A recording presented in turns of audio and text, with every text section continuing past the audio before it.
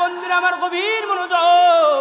আল্লাহর নবী যখন এইভাবে দোয়া করলো, আল্লাহ রাব্বুল আলামিন সেই দোয়া কবুল করলেন। দোয়া কবুল করার পর এইবার আল্লাহ রাব্বুল আলামিন অনুমতি দিলেন, ডাক দিয়ে বললেন, এ জিবরাইল কোথায় রে? যাও যাও, দেখো পাহাড়ের উপরে আমার পয়গম্বর ইদ্রিস আমার নাকি জান্নাত জাহান্নাম দেখে আবার দুনিয়ায় ফিরে যেতে চায়। যাও যাও, আমার বন্ধু পয়গম্বর ইদ্রিসকে সেখান থেকে তুমি তুলে নিয়ে এসো, জান্নাত জাহান্নাম দেখাও। এবার আল্লাহর ফেরেশতা এরকম জিবরাইল আমিন দৌড় মেরে আসলেন।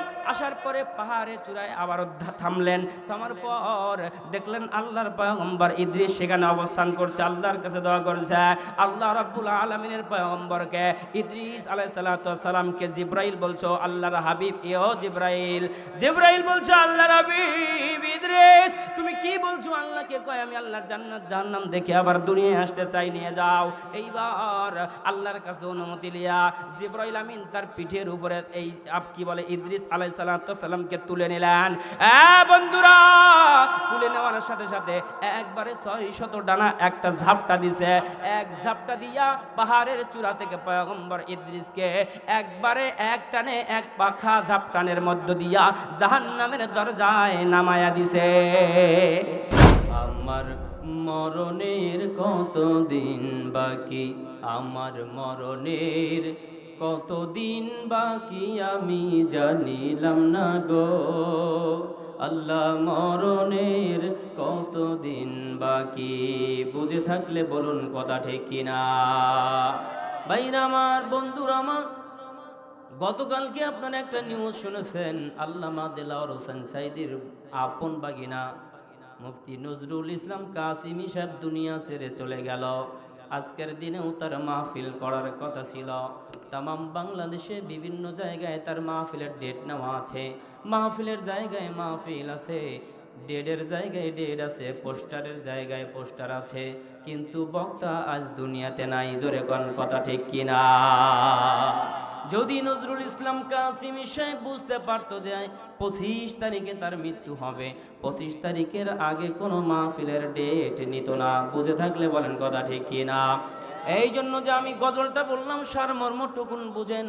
আপনি আমরা এখানে ছোট বড় যারা আছি, বলুন তো আমাদের মৃত্যু কবে হবে আমরা কি কেউ জানি? একটু আস্তে বলেন, কেউ জানি? এরে বাজান, আপনাদের এলাকায় দোকান আছে কি নাই? দোকান আছে কি নাই জোরে বলেন। দোকানপাট সবই আছে। আপনাদের এলাকার দাঁতপুরের দোকানের সবচাইতে দামি যেই জিনিসটা, আমি সেটার কথা বলতেছি না। আপনাদের এই দাঁতপুর এলাকায়, সিরাজগঞ্জের এলাকায় দোকানের ভিতরে শ্যাম্পু পাওয়া যায় কি যায় না? যায় কি না বলেন? বিভিন্ন দামের বিভিন্ন কোয়ালিটির শ্যাম্পু পাওয়া যায়। ধরে নেন 1 টাকা দিয়ে একটা শ্যাম্পু আপনি কিনলেন। কেনার পরে দেখবেন শ্যাম্পুর নিচে লেখা আছে কালুরঘাট থেকে এটাকে উদ্ভাবন করা হয়েছে। এইটার মেয়াদ হইল 24 সালের জানুয়ারিতে এটাকে তৈরি করা হয়েছে, 26 সালের ডিসেম্বরে গিয়ে এটার মেয়াদ শেষ হবে। বুঝে থাকলে বলেন কথা ঠিক কিনা। তার মানে বাজান আমার, বন্ধুরা আমার, বুঝে নেন ভালো করে। 1 টাকা দামের শ্যাম্পুর প্যাকেটেও যদি 2 বছরের মেয়াদ লেখা থাকে, আপনি আমি অনেক কোটি কোটি টাকার সম্পদ। বলুন তো দেখি, আপনার আমার গায়ের ভিতরে কি কোনো 10 দিনের ডেট লিখে দেওয়ার কোনো এরকম কোনো সাইনবোর্ড আছে নাকি বলেন? না না না না না, কোথাও লেখা নাই। যদি তাই লেখা থাকতো তাহলে বাবার আগে সন্তান দুনিয়া ছেড়ে কবরে যেত না। ঠিক কিনা জোরে কথা বলেন। এই জন্য আমি গজল লিখেছি, আমার মরণের কতদিন বাকি। একটু সবাই আমার সাথে বলেন, বলেন আমার মরণের কতদিন বাকি আমি জানিলাম না গো। আল্লাহ মরণের কতদিন বাকি। হুজুর কন্যা কে জানেন নাই কয়দিন বাঁচবেন জানেন? একটু মহব্বতে বলেন। সবার পিছনের বাইদের আওয়াজও আমি শুনতে চাই। মহব্বতে আপনারা একটু জোরে বলেন, আমার মরণের কতদিন বাকি আমি জানিলাম না গো। আল্লাহ মরণের কতদিন বাকি। আজরাইল আসিয়া যেই দিন হাতে দিবে দড়ি, সেদিন আমার মন ভয় করবে লুকালুকি আমি জানিলাম না গো। আল্লাহ মরণের কতদিন বাকি লা ইলাহা জোরে লা ইলাহা আরো জোরে লা ইলাহা। আরে বাজান এই জিকিরের মজলিসে সবাই বসতে পারবে না। আরে এই দাঁতপুরে কত কত বাড়ি আছে, এই দাঁতপুরে কত বড় লোক আছে, গরিব আছে, এরে ভাই মুসলমান আছে, হিন্দু আছে। হিন্দুরা কোনোদিন মাহফিলের এসে বসবে না, জিকির করবে না, কিন্তু দেখলাম অনেক মুসলমান হিন্দুদের মতো বাড়িতে এখন বসে আছে। বুঝি নিয়েন হিন্দুদের মধ্যে আর তাদের মধ্যে কোনো পার্থক্য নাই। বুঝে থাকলে কথা বলেন ঠিক কিনা? বাজান আরে এই জিকির করলে আল্লাহ কত খুশি হয়। আমরা যদি একবার আল্লাহকে আল্লাহ বলে ডাক দেই তো আল্লাহ তাআলা ফেরেশতাদেরকে একর সাথে করে নিয়া আমাদের নাম ধরে ধরে আল্লাহ ডাকে, জোরে কোন সুবহানাল্লাহ। এই জন্য মুহাব্বতে একটু জিকির করেন লা ইলাহা আরো জোরে লা ইলাহা। বলুন আল্লাহ আদম হাওয়া বানাইলা, এই দুনিয়ায় পাঠাইলা। বলুন বলুন আল্লাহ আদম হাওয়া বানাইলা, এই দুনিয়ায় পাঠাইলা। রে 350 বছর পরে, বলুন 350 হয়নি, আরো জোরে বলতে হবে। 350 বছর পরে 350। এরে বাজান আরাফাতের ময়দানে হাজিরা গেছেন কিনা বলেন? আরাফাতের ময়দানে যে হাজিরা গেছেন, আল্লাহ রাব্বুল আলামিন সেই আরাফাতের ময়দানের পাশে একটা পাহাড় নাজিল করেছেন। সেই পাহাড়ের নাম হলো জাবালে রহমত। জোরে বলেন কি? বাজান জাবালে রহমত পাহাড় আল্লাহ তাআলা নাজিল করেছেন। এই জাবালে রহমত নাজিল করার পরে পৃথিবীর প্রথম পুরুষ আর প্রথম নারী মা আদম এবং হাওয়া, আদম এবং হাওয়া দুইজনকে আল্লাহ তাআলা ওই জায়গার ভিতরে মিলন করে দিয়েছেন। যেই দিনটাতে মিলন করে দিয়েছিলেন সেই দিনটা ছিল তাদের জীবনের দুনিয়ায় আসার 350 বছর। জোরে বলেন কয় বছর? 350 বছর পর্যন্ত আল্লাহ তাআলা তাদেরকে দুনিয়ায় ঘুরাইছেন, কারো সাথে কারো দেখা হয় না। 350 বছর পর জাবালে রহমত পাহাড়ের উপরে আল্লাহ তাআলা তাদেরকে দাঁড় করায় দিয়েছে। আর তারা যখন সেইখানে দোয়া করেছে তো আল্লাহ তাআলা তাদের দোয়া কবুল করেছে। বুঝে থাকলে বলেন না সুবহানাল্লাহ। আরে বাজান আমি নিজেও সেই পাহাড়ে উঠেছিলাম, আল্লাহ আমারে সেই জায়গায় উঠাইছেন।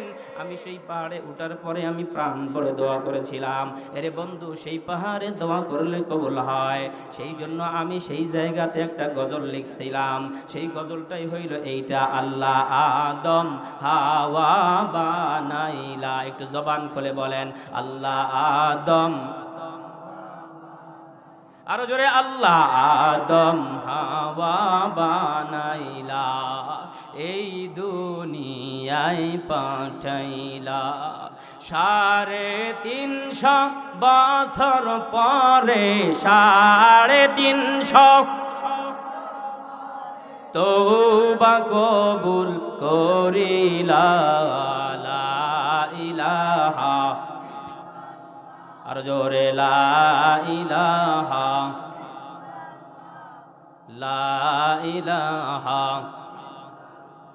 ও মন কার লাগিয়া কান্দ দিবারাতি, মন কার লাগিয়া কান্দ দিবারাতি। ভেবে দেখো কেউ হবে না রে, ভেবে দেখো কেউ হবে না তোমার সঙ্গের সাথী। কার লাগিয়া কান্দ দিবা রাতি। কথা বলেন না কেন? যেরকম কথা ঠিক কিনা? আমরা যার জন্য কাঁদতেছি নির্দিষ্ট সময়ের পর সন্তান বড় হয়ে মা বাবাকে ভুলে যায় কি যায় না? আরে বাবা, মা বাবাকে বলে যায় তো বড় হওয়ার পরে কয়েকদিন আগে দেখলেন একটা ভূমিকম্প হয়ে গেল। এই ভূমিকম্প হওয়ার সম্মুখীন কালীন আমি দেখছি একজন বাবা তার ছোট্ট সন্তানকে নিয়ে বাজারে গিয়েছিল, একটা শপিং মলের ভিতরে ঢুকলো। শপিং মলের ভিতরে ঢোকার সাথে সাথে যখন ভূমিকম্প একটা লাড়া দিছে, একটা 6 বছরের বাচ্চা দেখে বাবা তার সন্তানকে ফেলে বাহিরে দৌড় মেরেছে। বুঝে থাকলে বলুন তো দেখি, বাবা সন্তানকে রেখে দৌড় মারলো এই কারণেই নিজে বাঁচার জন্য। জোরে কথা কন ঠিক কিনা? বাবা, যদি একটা ভূমিকম্পের কারণে বাবা সন্তান রেখে পালাইতে পারে, তাহলে চিন্তা করে দেখেন কাল কিয়ামতের ময়দানে আমার যত আপনজন আছে সবাই আমাকে রেখে পালাই যাবে। এটাই সঠিক কথা। জোরে কথা কোন ঠিক কিনা? আরে বাবা, আমি কেন গজল বললাম, গজল কি কারণে বললাম দেখেন তো দেখি, ভালো করে মিলিয়ে নেবেন। হুজুর গজল বললেন কেন বললেন একটু বুঝিয়ে দেন। এই কারণেই গজল বললাম, দুনিয়ার ভিতরে এমনও পরিবেশ দেখা যায় সন্তান বাবার গলায় ছুরি বাজায়, এরকম ইতিহাস বাংলাদেশে আছে না নাই? পিছনের বাইরে বলেন আছে না নাই? আরে বাবা, আরো একটু মহব্বত করে ভালো করে শুনেন। যেই বাবা সুন্দর করে সন্তানকে মানুষ করলো, একটা নির্দিষ্ট সময় পর দেখা যায় আপন বাবা সন্তানের গলায় কুড়াল মারতেও দেরি করে না, আছে না নাই? কিছুদিন আগে দেখেছেন চাঁদপুরে সন্তান নেশা খায়, আবা খায়, মা বাবাকে অনেক অত্যাচার করে, বাবা বিরক্ত হইয়া সন্তানের বুকের ভিতরে ছুরি দিয়া চোট মেরেছে। এরকম আমরা দেখছি কিনা জোরে বলেন? তার মানে দুনিয়ার ভিতরে যাদেরকে আমরা আপন মনে করি আসলে আমাদের তারা আপন নয়। আমাদের যিনি আপন, দুহাত তুলে বলেন তিনি কে? এই দেখেন দেখেন, যারা হাত তুলে নাই বুঝে নেন এরা প্রতিবন্ধী মানুষ, এদের হাত নাই। যাদের হাত আছে টান টান করে দেখায় বলেন তিনি কে?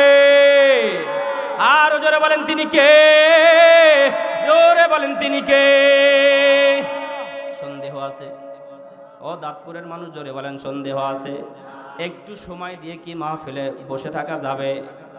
সামনের মানুষ বললেও পিছনের মানুষ কয় হুজুর আপনার কোয়ালিটি দেখবো তারপরে থাকবো।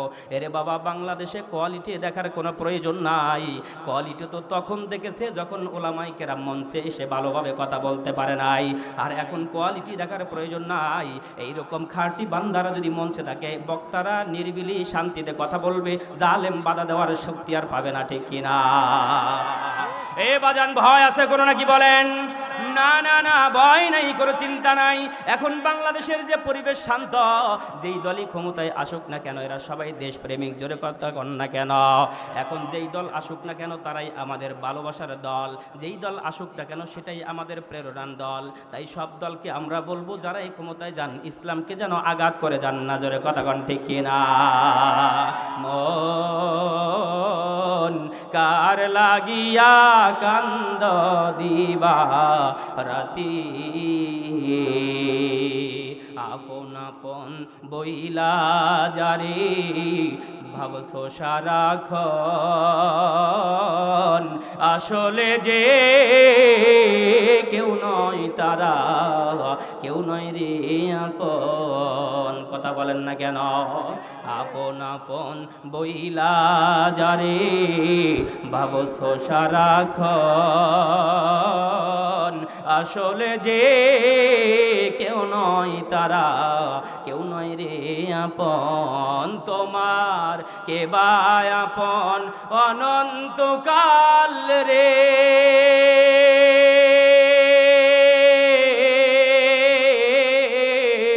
কে বা আপন অনন্তকাল করলি কারে সাথী, কার লাগিয়া কান্দ দিবা রাতি। জোরে বলেন মারহাবা, আর জোরে বলেন মারহাবা।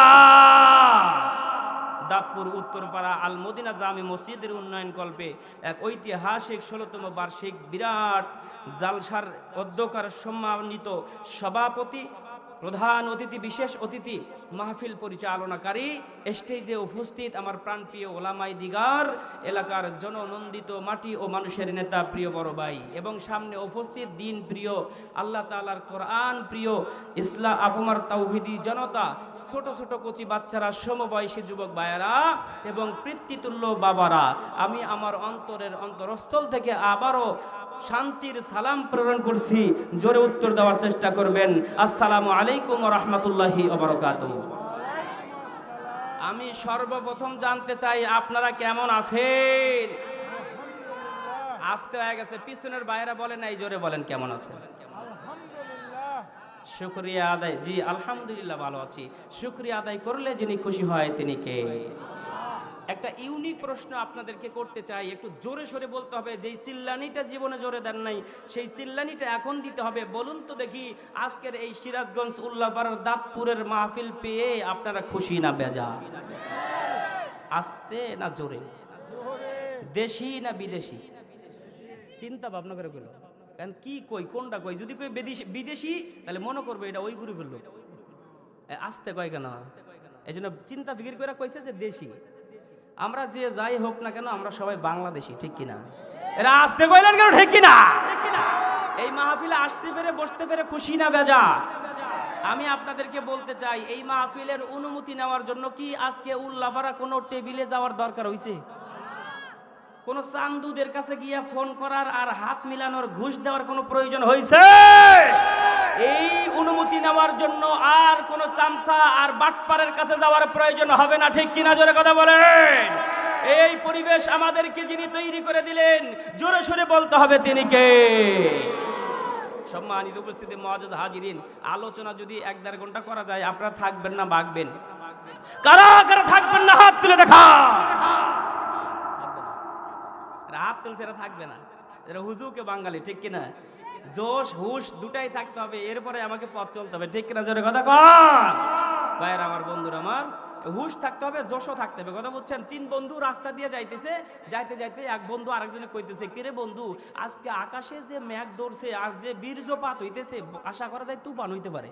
আচ্ছা বলেন তো, বীর্যপাত হয় না বীজ কি হয়? এটা বিজলিপাত হয়, তাই না?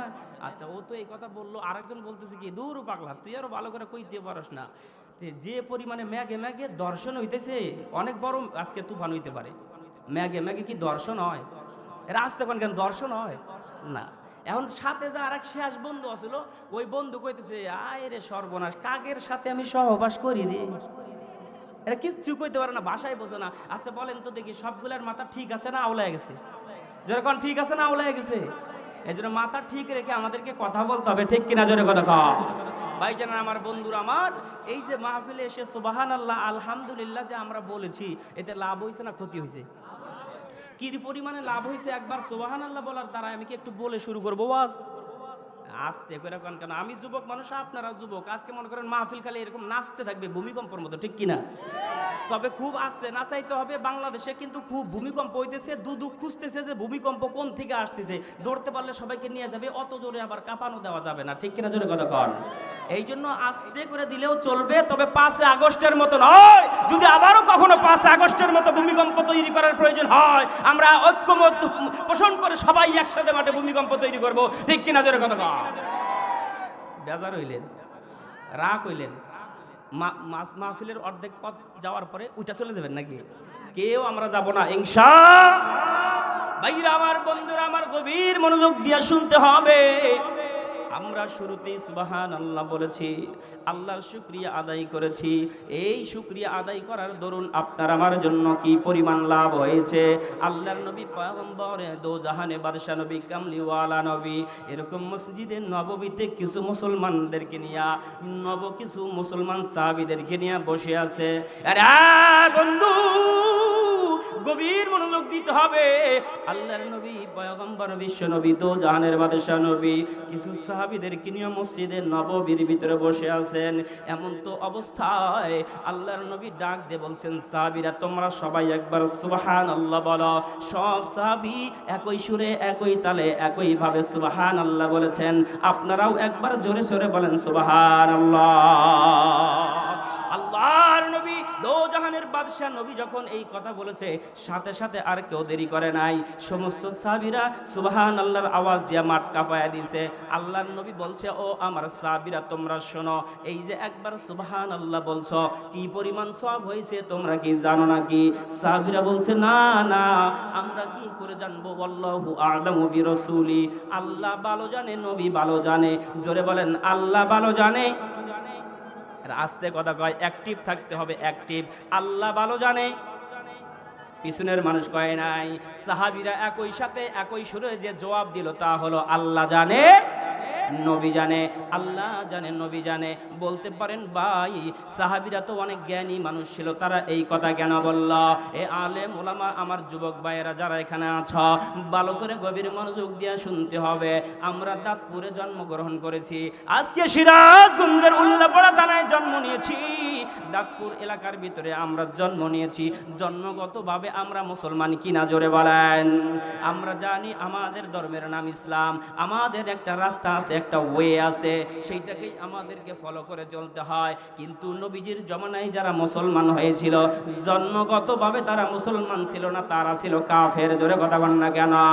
আরে বন্ধুরা, তারা কাফের হওয়ার পরে নবীর আদর্শ সিরাত সুরুত দেখে তারা মুসলমান হয়ে গেছে। আল্লাহর নবীকে তারা বলছে, ওগো রাসূল, আপনি ভালো জানেন, আল্লাহ ভালো জানেন, আমরা তো জানি না, কারণ আমরা সবেমাত্র মুসলমান হয়ে গেছি। অল্প কিছুদিন হয়ে গেল, অল্প মাস হয়ে গেল মুসলমান হয়ে গেছি, আমরা অত বেশি ইসলামের সব কিছু জানতে পারি নাই। এটাই তো স্বাভাবিক সত্য কথা। ওগো নবী, এবার আপনি বলুন তো দেখি, একবার সুবহানাল্লাহ বলার দরুন আমাদের কি পরিমাণে সওয়াব হয়েছে। আল্লাহর নবী, দো জাহানের বাদশা নবী, কামলিওয়ালা নবী, এইবার দোয়া, এবার তাদেরকে বলছো, ও আমার সাহাবীরা, তোমরা ভালো করে শোনো, একবার সুবহানাল্লাহ বলার দ্বারায় তোমার আমলনামায় আল্লাহ রাব্বুল আলামিন এক কিরাত সওয়াব দান করে দিয়েছে।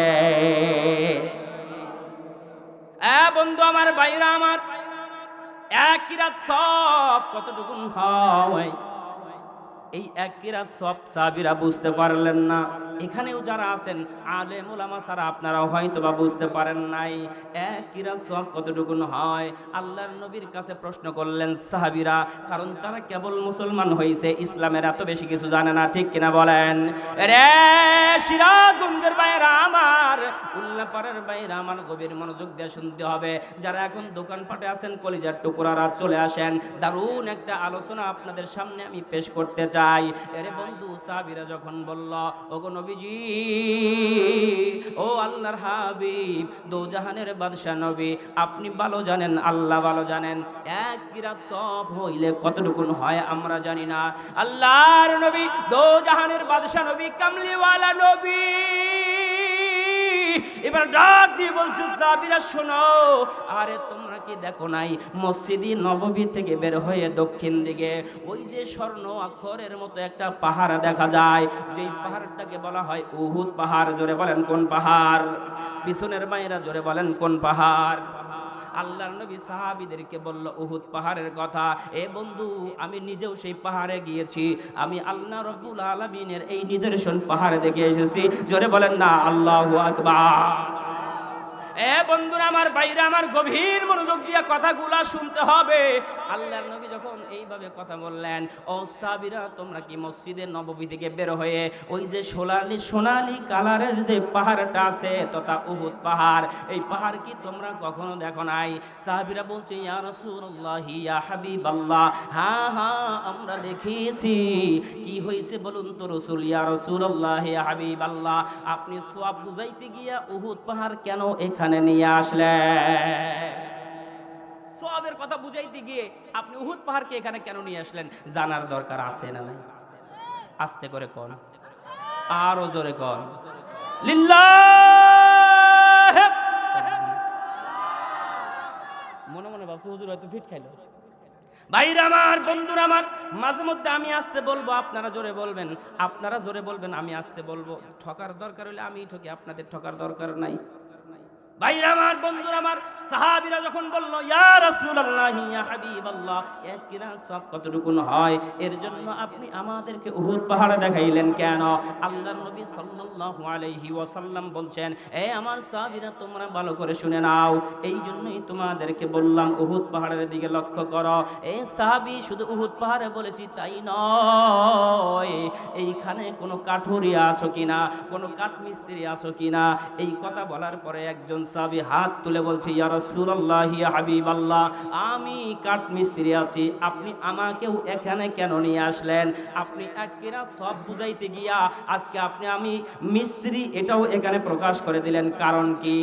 ভাইয়েরা আমার, বন্ধুরা আমার, সিরাজগঞ্জের ভাইয়েরা আমার, গভীর মনোযোগ দিয়ে কথাগুলো শুনবারে দয়াল টুকরা ভাইয়েরা আমার, সোনামণিরা, বহু দূর থেকে এসেছি, এইখানেও কাঠ মিস্ত্রি থাকতে পারেন, আছেন না নাই? কথা বলেন, এখানেও থাকতে পারেন কিনা? কেন আল্লাহর নবী কাঠ মিস্ত্রির কথা এখানে নিয়ে আসলেন? এক নম্বরে উহুদ পাহাড়ের কথা বললেন, দুই নম্বরে কাঠ মিস্ত্রির উদাহরণ দিলেন। ভাই কই যাও?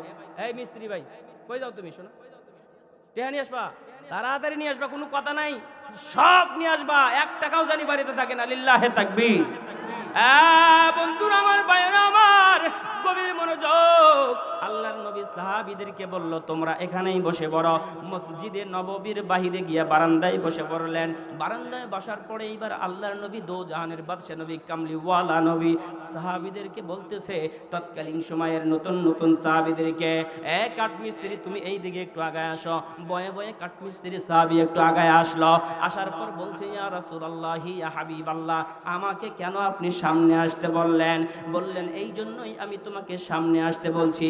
আচ্ছা বলো তো দেখি, তুমি যখন টেবিল বানাও, তুমি যখন চেয়ার বানাও, তুমি যখন এইরকম সমস্ত জিনিস কাঠের তৈরি করো, বলো তো দেখি তুমি কাঠের ভিতরে কি ব্যবহার করে সেগুলোকে তৈরি করো?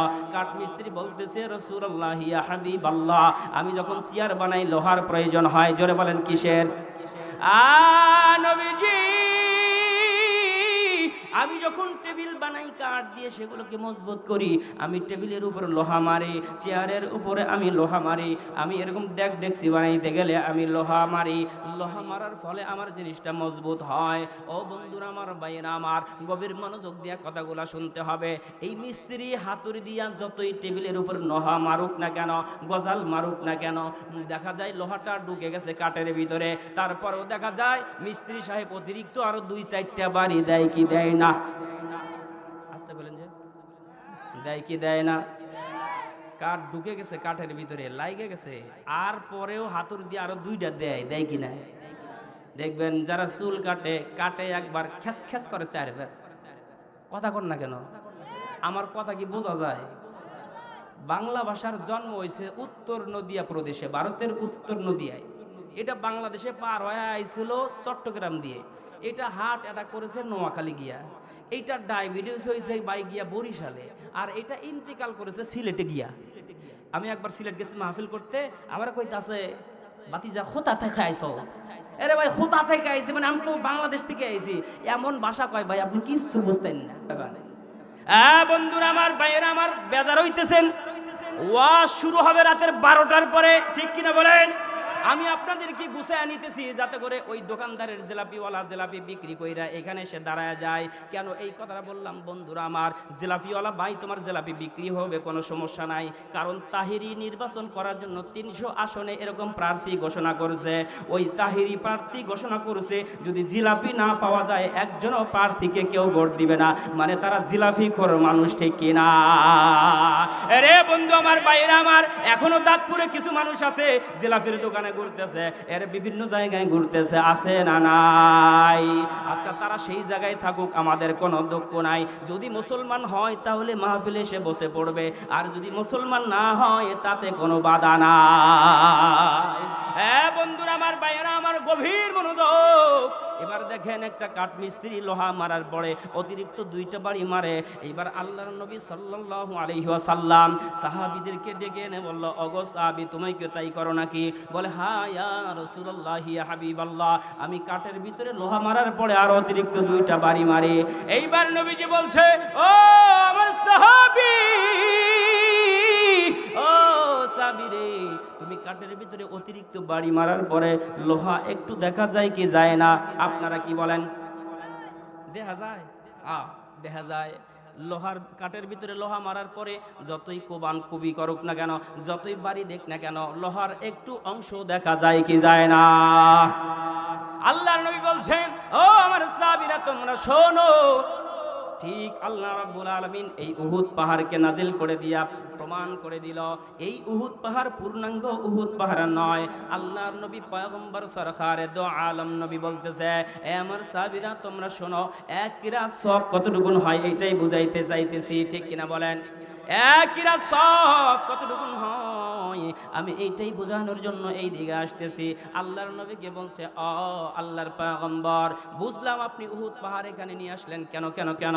ভাই উহুদ পাহাড় যে তোমরা নজরে দেখতেছ এইটা পূর্ণাঙ্গ উহুদ পাহাড় নয়। আল্লাহ রাব্বুল আলামিন এই দুনিয়ার ভারসাম্য রক্ষা করার জন্য কাঠমিস্ত্রির মতো পাহাড়কে লোহা হিসাবে ব্যবহার করেছে। যেরকম না সুবহানাল্লাহ। লোহা যদি ডাবানো হয় পুরাটা ডাবায় না, অল্প ডাবায়, পুরাটাই ডাবায়। তারপরে যতটুকু দেখা যায় আল্লাহর নবী সাহাবীদেরকে ডেকে ডেকে বলছে, সাহাবীরা রে,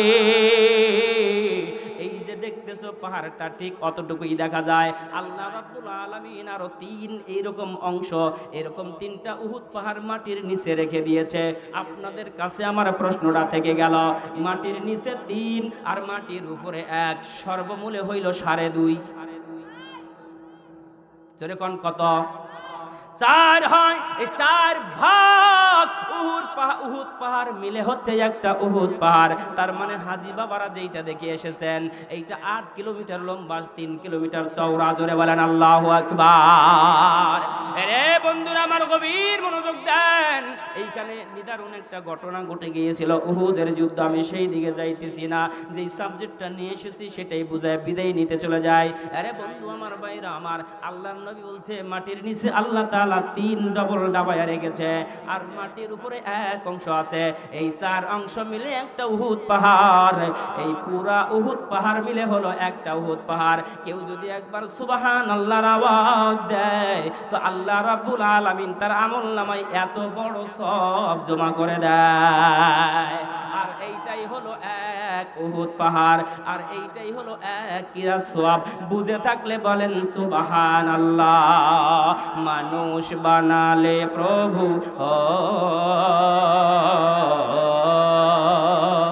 মানুষ বানালে প্রভু, দিলে মান সম্মান, হাসরের ময়দানে করোনা গো অপমান। মানুষ বানালে প্রভু, আল্লাহু আকবার বলেন। মানুষ বানালে প্রভু, দিলে মান সম্মান, হাসরের ময়দানে করোনা গো অপমান। পাপগুলো ঢেকে রেখো, পাপগুলো ঢেকে রেখো, ভালোবেসে কাছে নিও, আমরা তোমার বান্দা, হাসরের ময়দানে করোনা গো অপমান। লিল্লাহে তাকবীর। আল কোরআনের আলো, আল হাদিসের আলো, দুর্নীতির আলো। সর্বনাশ, তো ভালো বুঝে দিই ওয়াজ। দুর্নীতির আলো কি ঘরে ঘরে জ্বালানো যাইব? এরে বন্ধু, ঘরে ঘরে জ্বালানো যাইব? দুর্নীতির আলো যেন আর না জ্বলতে পারে, এই জন্যই আমরা এখন ব্যাংক তালাশ করে 832 ভরি স্বর্ণ উদ্ধার করেছি। ঠিক কিনা কথা বলো? আমরা খাবার পাই নাই বলেছে পেঁয়াজের বদলে তোমরা অন্য কিছু খাও। এরে তোমরা এরকম অন্য কিছুর বদলেতে কাঁঠাল দিয়া তোমরা অন্য কিছু খাও। এরে বন্ধুরা আমার, অন্য কিছুর বদলেতে কদু দিয়া আপনারা সালাদ বানায় খাও। বিভিন্ন কথা আমরা ইতে পূর্বে শুনেছি কিনা বলেন? এই দিকে আমরা না খায় মরি, আর আজকে দেখলাম ব্যাংকের ভিতরে 832 ভরি স্বর্ণ যখন উদ্ধার করেছে, ওই চাচি আম্মা কইতেছে ইউনুস ডাকাতি শুরু করেছে। আসলে কি ডাকাতি ইউনুস শুরু করেছে নাকি তারাই শুরু করেছিল? ইশারায় বুঝে নেবেন। ওয়াজ হচ্ছে মাহফিলে, কথা হবে কিন্তু বাবা অ্যান্ডেলে। ওয়াজ হচ্ছে প্যান্ডেলে, কথা হবে অ্যাঙ্গেলে। যদি বেশি বেশি কয়া ফেলাই তাহলে ওই রেল স্টেশনে যাওয়ার আগে কইব চাচা খাড়া হও, দাঁতপুর থেকে যা দিছে সব দিয়া যা। ওই পরিবেশ আর হবে? এরে বন্ধু আস্তে কথা কেন হবে? না না না রে বন্ধু না, এই জন্য একবার যদি কেউ সুবহানাল্লাহর আওয়াজ দেয় আল্লাহ তাআলা কয় কিরাত সওয়াব দেয়। আস্তে কইলো, একটা করে চা দেন সবাইকে, বিড়ি লাগলে বিড়ি দেন, গাঞ্জা লাগলে গাঞ্জা দেন, প্রয়োজন হইলে পুলিশ আইনা ধরায় দেন। কথা কন না কেন? আওয়াজ কম দেওয়া যাইব না, আওয়াজ জোরে দিতে হবে, ঠিক কিনা জোরে কথা কন। আমি যেগুলার নাম কইলাম এগুলা আবার কেউ খান নাকি?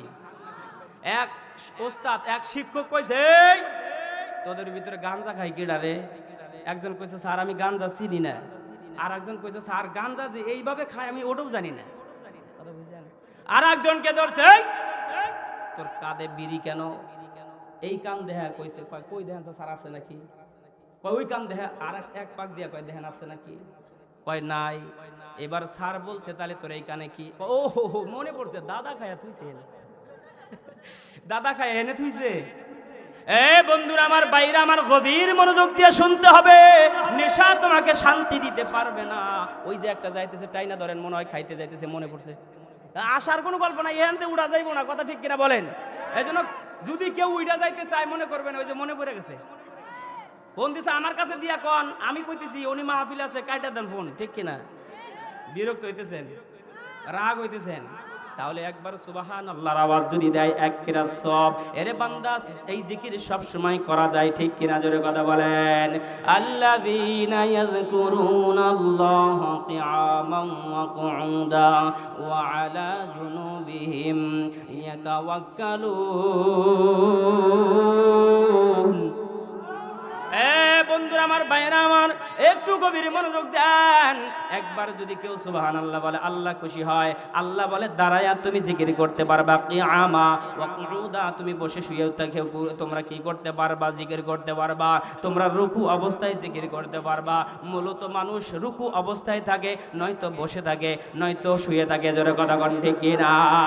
এই জন্য সর্বহালতে আমরা যাকে স্মরণ করব দুহাত তুলে বলেন তিনি কে?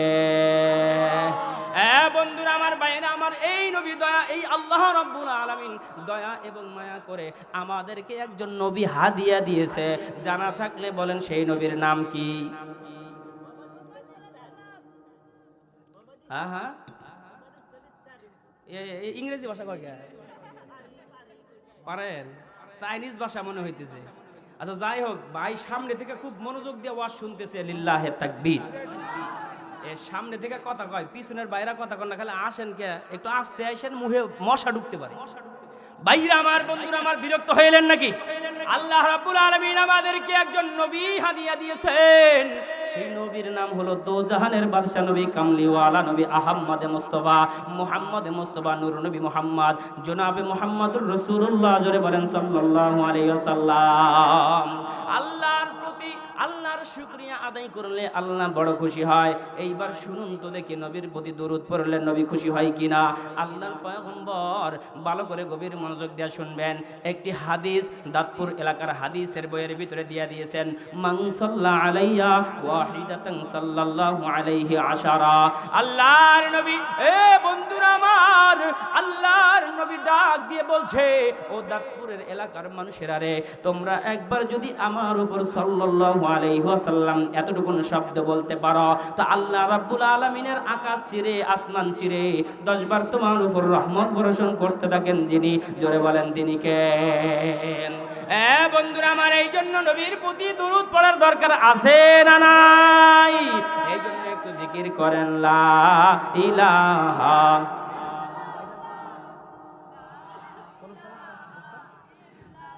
লা ইলাহা লা ইলাহা ইল্লাল্লাহু মুহাম্মাদুর রাসূলুল্লাহ। বন্ধুরা আমার, এই নবীর প্রতি দরুদ পড়লে কি লাভ হয় এতটুকুন বলে আমি ওয়াজের ভিতরে ঢুকতে চাই, শুনতে রাজি আছেন কিনা? বন্ধুরা আমার, ভাইজান আমার, একজন বড় ইমাম, ইমামের নাম, ওরে বন্ধুরা আমার, ভাইরা আমার, গভীর মনোযোগ দিয়ে শুনতে হবে। ইমাম জাজুলি রহমাতুল্লাহ আলাই, এই ইমাম জাজুলি রহমাতুল্লাহ আলাই একটা মরুভূমির রাস্তা পাড়ি দিয়া দ্বীনের দাওয়াত পৌঁছানোর জন্য বহু দূরে যাইতেছিলেন। যাইতে যাইতে একটা মরুভূমির রাস্তা যেহেতু পাড়ি দিচ্ছিলেন, প্রতিমধ্যে আসরের আজান দিয়েছে, এইবার নামাজ পড়বে। নামাজ পড়ার জন্য ওযু করার দরকার আছে না নাই? নামাজ পড়ার জন্য পবিত্রতা অর্জন করার দরকার আছে না নাই? বন্ধু, উজু করে নামাজ পড়েন। নামাজ শুধু পড়লে হবে না, নামাজ পড়ার আগে হালাল খাবার দিয়ে নিজের দেহটাকে গঠন করতে হবে। বুঝে থাকলে কথা বলেন, ঠিক কিনা? এমন মানুষ আছে সমাজের ভিতরে, বললে রাগ করবেন, বেজার হইবেন। সমাজের ভিতরে এমনও মানুষ আছে, আহারে সুদ খায়, ঘুষ খায়, আইল কাইটা নিজের জমি বড় বানায়, এরে ইয়াবার ব্যবসা কইরা কোটি কোটি টাকার মালিক হয়, এরে দুর্নীতি কইরা কোটি কোটি টাকার মালিক হয়, এরে গরিবের ঠকাইয়া কোটি কোটি টাকার মালিক হয়। কাবি খা, কাজের বিনিময়ে খাদ্য, এই কাজের ঠিকাদার হইয়া সব টাকা মাইরা খায়, চাল মাইরা খায়, ডাল মাইরা খায়, টিসিবি মাইরা খায়, সব মাইরা খাইলো। খাওয়ার পরে এই ব্যক্তি সুন্দর করে টুপি মাথায় দিয়া মসজিদে গিয়া নামাজে দাঁড়াইলো। বলুন তো দেখি, এদের নামাজ আল্লাহ কি কবুল করবে? ওরে সাউজা আল কোদালে কাইটা কাইটা, সোজা আল কোদালে কাইটা কাইটা, বেকা করে সাইটটা সাইটটা। আরে ভাই আসতে কোন কেন? ও সোজা আল কোদালে কাইটা কাইটা, বাঁকা করে সাইটটা সাইটটা, পরের সম্পদ লুটটা পুইটা, নিজের ভুরি করে বড়। এই জাতের মুসল্লি দাঁতপুর মসজিদে যায় কয় কাতার সোজা কর। আসেন এই কথা বলেন, জিকির করে আর আল কাটে। আগে দেখছি মানুষের বাসা বাড়িতে এত ইঁদুর ছিল না, বাজারের ভিতরে ইঁদুর ধরো, ইঁদুর মারো, ইঁদুরের যন্ত্রণায় ময়নার মার ঘুম নাই, এই ডায়লগ ছিল না। এখন কেন জানি এই ডায়লগগুলো বেশি বেশি বাজারে গেলে শোনা যায়, ঠিক কিনা বলেন?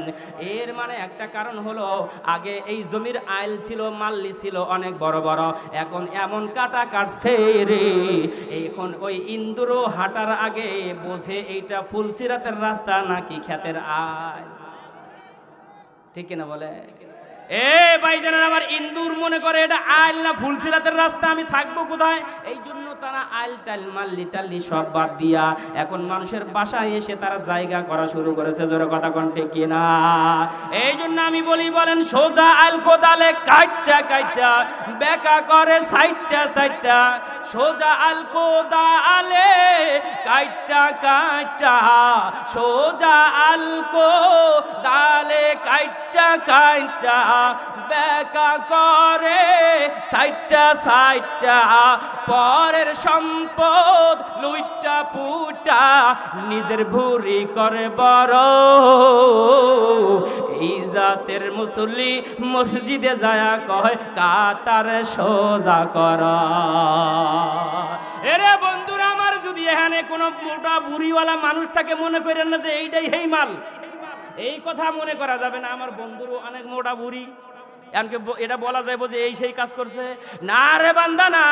এই জাতীয় লোক সমাজের ভিতরে আছে না নাই? দাঁত পরে এই যে উকিল সাহেব এখানে বসা আছে, অধিকাংশ মামলা হলো স্বামী স্ত্রীর ডিভোর্স আর হইল জমা জমির আইল কাটা নিয়া, ঠিক কিনা? এই জন্য সমসাময়িক যদি কিছু কথা বলি আপনারা কি বেজার হবেন নাকি? এই জাতীয় অনেক মানুষ কিন্তু দাঁতপুরে ঘুরে বেড়াইতেছে, কালকা কইব কি বক্তা নিয়ে আইছে রে, আমাদের গোপন কথা প্রকাশ করছে। এ কথা বল না কেন? বন্ধুরা আমার, ভাইয়েরা আমার, আসুন কাম টু পয়েন্ট। আল্লাহর নবী বলছে, আমার উপরে যদি কেউ একবার দরুদ পড়ে, আল্লাহ তার উপর 10 বার রহমত প্রেরণ করে। বলছিলাম দরুদ পড়ার ফজিলতে আল্লাহ তাআলা কতটুকু সহযোগিতা করে, কি পরিমাণ কারামতি দান করে, কিরকম রহমত বর্ষণ করে। এই যুবক, তুমি যাইবা কোথায়? বসো বসো বসো, দাঁড়ানোর কোনো সুযোগ নাই। পেশাব করবা এখানে, এখানে সব কিছু করবা, শুধু একটা মাত্র কাজ বাদ দিয়া, সেটা হলো গার্লফ্রেন্ডের সাথে কথা কওয়া যাইব না।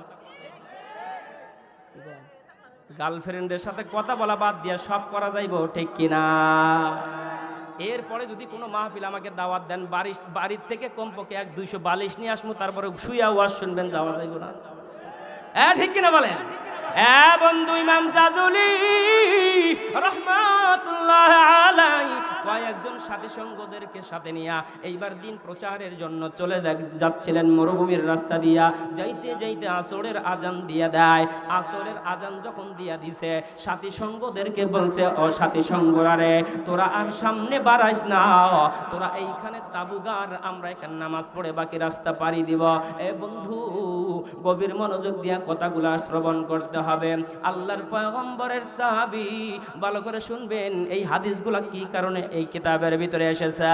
আরে বন্ধু, ইমাম জাজুলি রহমাতুল্লাহ আলাইহি সাথী সঙ্গদেরকে বলার সাথে সাথে ওই জায়গায় তাবু গাড়লেন, ওই জায়গায় নামাজের পরিবেশ করলেন। নামাজের পরিবেশ করার পরে ইমাম জাজুলি রহমাতুল্লাহ আলাইহি বলছে সবাই উজু করে নাও। উজু করার কথা যখন বলছে, বন্ধুরা আমার, ভাইরা আমার, সেই জায়গায় তাদের কাছে উজু করার মতো পর্যাপ্ত পানি ছিল না। এমন পানি ছিল যদি খায় তাহলে আর বাকি রাস্তা যাইতে পারবে না। ওই উজু যদি করে তাহলে বাকি রাস্তায় আর তারা পানি পাবে না, পানি শর্ট হয়ে যাবে। এই জন্য ইমাম জাজুলি রহমাতুল্লাহ আলাইহি বলছে দেখো দেখো দেখো আশেপাশে কোথাও পানি আছে কিনা। তায়াম্মুম করে নামাজ পড়া যাবে, তবে ফিকহের মাসআলা হলো যে আশেপাশে আগে খুঁজে দেখতে হবে কোথাও পানি পাওয়া যায় কিনা। এইবার খুঁজতে লাগলেন বাকি সাথী সঙ্গরা। খোঁজার পর বন্ধুরা আমার, খোঁজার পর একজন যায় দেখলো দূর বহুদূরে একটা পানির কূপ দেখা যায়। আল্লাহু আকবার বলেন। দূর বহুদূরে একটা পানির কূপ দেখা যায়। পানির কূপের কাছাকাছি গিয়া সে দেখলো আসলে এই পানির কূপের ভিতরে পানি আছে। এইবার ইমাম জাজুলি রহমাতুল্লাহ আলাইহিকে ডাক দিয়ে বলছেন, ওগো ইমাম, এখানে পানি পাওয়া গেছে, আপনি এখানে চলে আসেন। সাথী সঙ্গ যারা আছে সবাইকে নিয়ে ইমাম জাজুলি পানির কূপের কাছে গেছে। কূপের কাছে যাওয়ার পর দেখে কূপের ভিতরে কোনো ধরনের পানি তোলার মতো বালতি নাই, দড়ি নাই। এখানে মুরব্বী বাবা যারা আছেন, আজ থেকে 50 বছর আগে কি বাড়ি বাড়ি কোনো টিউবওয়েল ছিল? না না না, টিউবওয়েলের কোনো ব্যবস্থা ছিল না। তারা এইরকম কূপ থেকে পানি সংগ্রহ করত। ঠিক সেই রকম একটা কূপের সন্ধান পাইলেন ইমাম জাজুলি রহমাতুল্লাহ আলাইহি।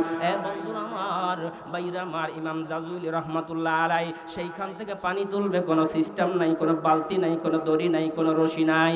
এইবার হতভম্ব হয়ে সেখানে দাঁড়ায় রইলেন। এই দিক দিয়া এবার আসরের নামাজ শেষ প্রান্তে চলে যাচ্ছে, কাজা হবে হবে অবস্থা। ইমাম জাজুলি রহমাতুল্লাহ আলাইহি ডাক দিয়ে বলছে, কে কোথায় আছো রে? দেখো তো একটু পানির ব্যবস্থা করা যায় কিনা। তোলা যায় না। কূপের পাশে একটা ছোট্ট বাড়ি ছিল, রাখালের বাড়ি। যেই জায়গায় রাখাল থাকে ওই বাড়ির একটা গেট ছিল, একটা জানালা ছিল। ওই জানালা দিয়ে 6 বছরের একটা ছোট্ট মেয়ে বলতেছে, কে আপনি এখানে এসে ডাকাডাকি করতেছে? কই কে গো? বোঝা যাচ্ছে তুমি ছোট্ট একটা মেয়ে, তুমি কি আসলে ছেলে না মেয়ে বলো? এইবার ছোট্ট মেয়ে বলছে, আমি ছোট্ট একটা মেয়ে, আমি ছেলে নই। এইবার ওই ছোট্ট মেয়েটা ছোট্ট জানালা দিয়ে দেখতেছে অনেকগুলা মানুষ এসে সেইখানে পানি তোলার জন্য দাঁড়ায় আছে। এইবার দাঁড়ায় যেহেতু আছে, ওই ছোট্ট মেয়েটা অনেকক্ষণ থেকে দেখলো যে তারা পানি তুলতে পারতেছে না। বন্ধুরা আমার, ভাইরা আমার, গভীর মনোযোগ দিয়ে কথাগুলো শুনতে হবে। বন্ধুরা আমার, ভাইরা আমার, গভীর মনোযোগ। ছোট্ট মেয়ে যখন দেখলো অনেকক্ষণ দাঁড়ায় আছে, পানি তুলতে পারতেছে না, এইবার ছোট্ট মেয়ে ঘর থেকে বের হয়ে এসে দৌড়ায় এসে ইমাম জাজুলি রহমাতুল্লাহ আলাইহিকে দেখেই বলছে, আসসালামু আলাইকুম ওয়া রাহমাতুল্লাহ, আপনি তো হলেন সেই ইমাম জাজুলি। আল্লাহু আকবার বলেন। এই পিছনের ভাইয়েরা জোরে বলেন আল্লাহু আকবার। বন্ধুরা আমার, ভাইয়েরা আমার, ভালো করে শুনেন। ছোট্ট একটা 6 বছরের মেয়ে দৌড়া এসে বলছে, আপনি তো ইমাম জাজুলি রহমাতুল্লাহ আলাইহি। কোনো দিন দেখে নাই, কোনো জায়গায় দেখে নাই, শুধু মা বাবার কাছে গল্প শুনেছে। এই জমানার ভিতরে সবথেকে একটা বড় আলেম আছে যার নাম হলো ইমাম জাজুলি। এবার ইমাম জাজুলি রহমাতুল্লাহ আলাইহি ডাক দিয়ে বলছে, ও বন্ধুরা আমার, ভাইয়েরা আমার, ইমাম জাজুলি রহমাতুল্লাহ আলাইহি ডাক দিয়ে বলছে, ওগো মা, তুমি কিভাবে আমার নামটা শুনলা? এইবার ইমাম জাজুলি রহমাতুল্লাহ আলাইহি বলতেছে, এ মা, তুমি কিভাবে আমার নামটা শুনলা? ছোট্ট মেয়েটা বলতেছে, আমি আমার মায়ের কাছে শুনছি, বাবার কাছে শুনছি, আপনি নাকি এই এলাকার সবচাইতে বড় একজন আলেম। চিল্লায় বলেন সুবহানাল্লাহ। চিন্তা করা যায়, জীবনে দেখে নাই, তারপরেও এসে বলতেছে আপনি ইমাম জাজুলি। তাহলে কেমন চেনাটাই চিনছে, ঠিক কিনা? আপনার ঘরে মেয়ে আছে, ছেলে আছে, এই 6-7 বছরের মেয়েদেরকে যদি বলেন আম্মু, বলো তো দেখি এই বাংলাদেশের সবচেয়ে বড় আলেমের নাম কি? গভীর মনোযোগ দিয়ে শুনতে হবে। আপনার ঘরের মেয়েকে যদি যা বলেন, ও আম্মু, বলো তো দেখি এই জমানার ভিতরে সবচেয়ে বড় আলেমের নাম কি? চিল্লায়া বলবে, বড় আলম হইল হিরো আলম, আর ছোট আলেম হইল সিদ্দিক সুর। কথা বল না কেন? আপনার মেয়েকে প্রশ্ন করলে বলবে সবচাইতে বড় আলেম হচ্ছে হিরো আলম, ঠিক কিনা? মানে হিরো আলমের মোবাইলে দেখতে দেখতে, হিরো আলম রে তাদের মোবাইলে দেখতে দেখতে মনে করে, আই রে এরকম সময় টেলিভিশনে হিরো আলম, 21 টিভিতেও এরকম কি বলে আপনার হিরো আলম, চ্যানেল 24-এর ভিতরেও হিরো আলম, সব জায়গায় হিরো আলম, তার মানে হিরো আলমই বড় আলেম, ঠিক কিনা বলেন? হ্যাঁ বন্ধুরা আমার, ভাইরা আমার, তার মানে এই মেয়েরা এরকম বড় আলেমকে চিনতে পারে নাই। আপনার ছেলেটাকে, ছোট্ট ছেলেটাকে যদি জিজ্ঞাসা করেন, এ আব্বুজান তুমি তো ক্লাস 5-এ পড়ো, বলো তো দেখি বাংলাদেশের সবচাইতে বড় আল্লাহর ওলি মহিলার নাম কি? এই নাম বলার সাথে সাথে দেখবেন ওই সন্তান ডাক দিয়ে বলবে, আব্বু লেখাপড়া তো কম করায়ও নাই, ক্লাস 5-এর ভিতরে পড়তেছি, এই জমানার সবচাইতে বড় আল্লাহর ওলি মহিলা হলো এইরকম পরিমণি। কথা বল না কেন? এই এমন ভাব নিতেছেন মনে হয় আপনারা ওরে চেনেন না।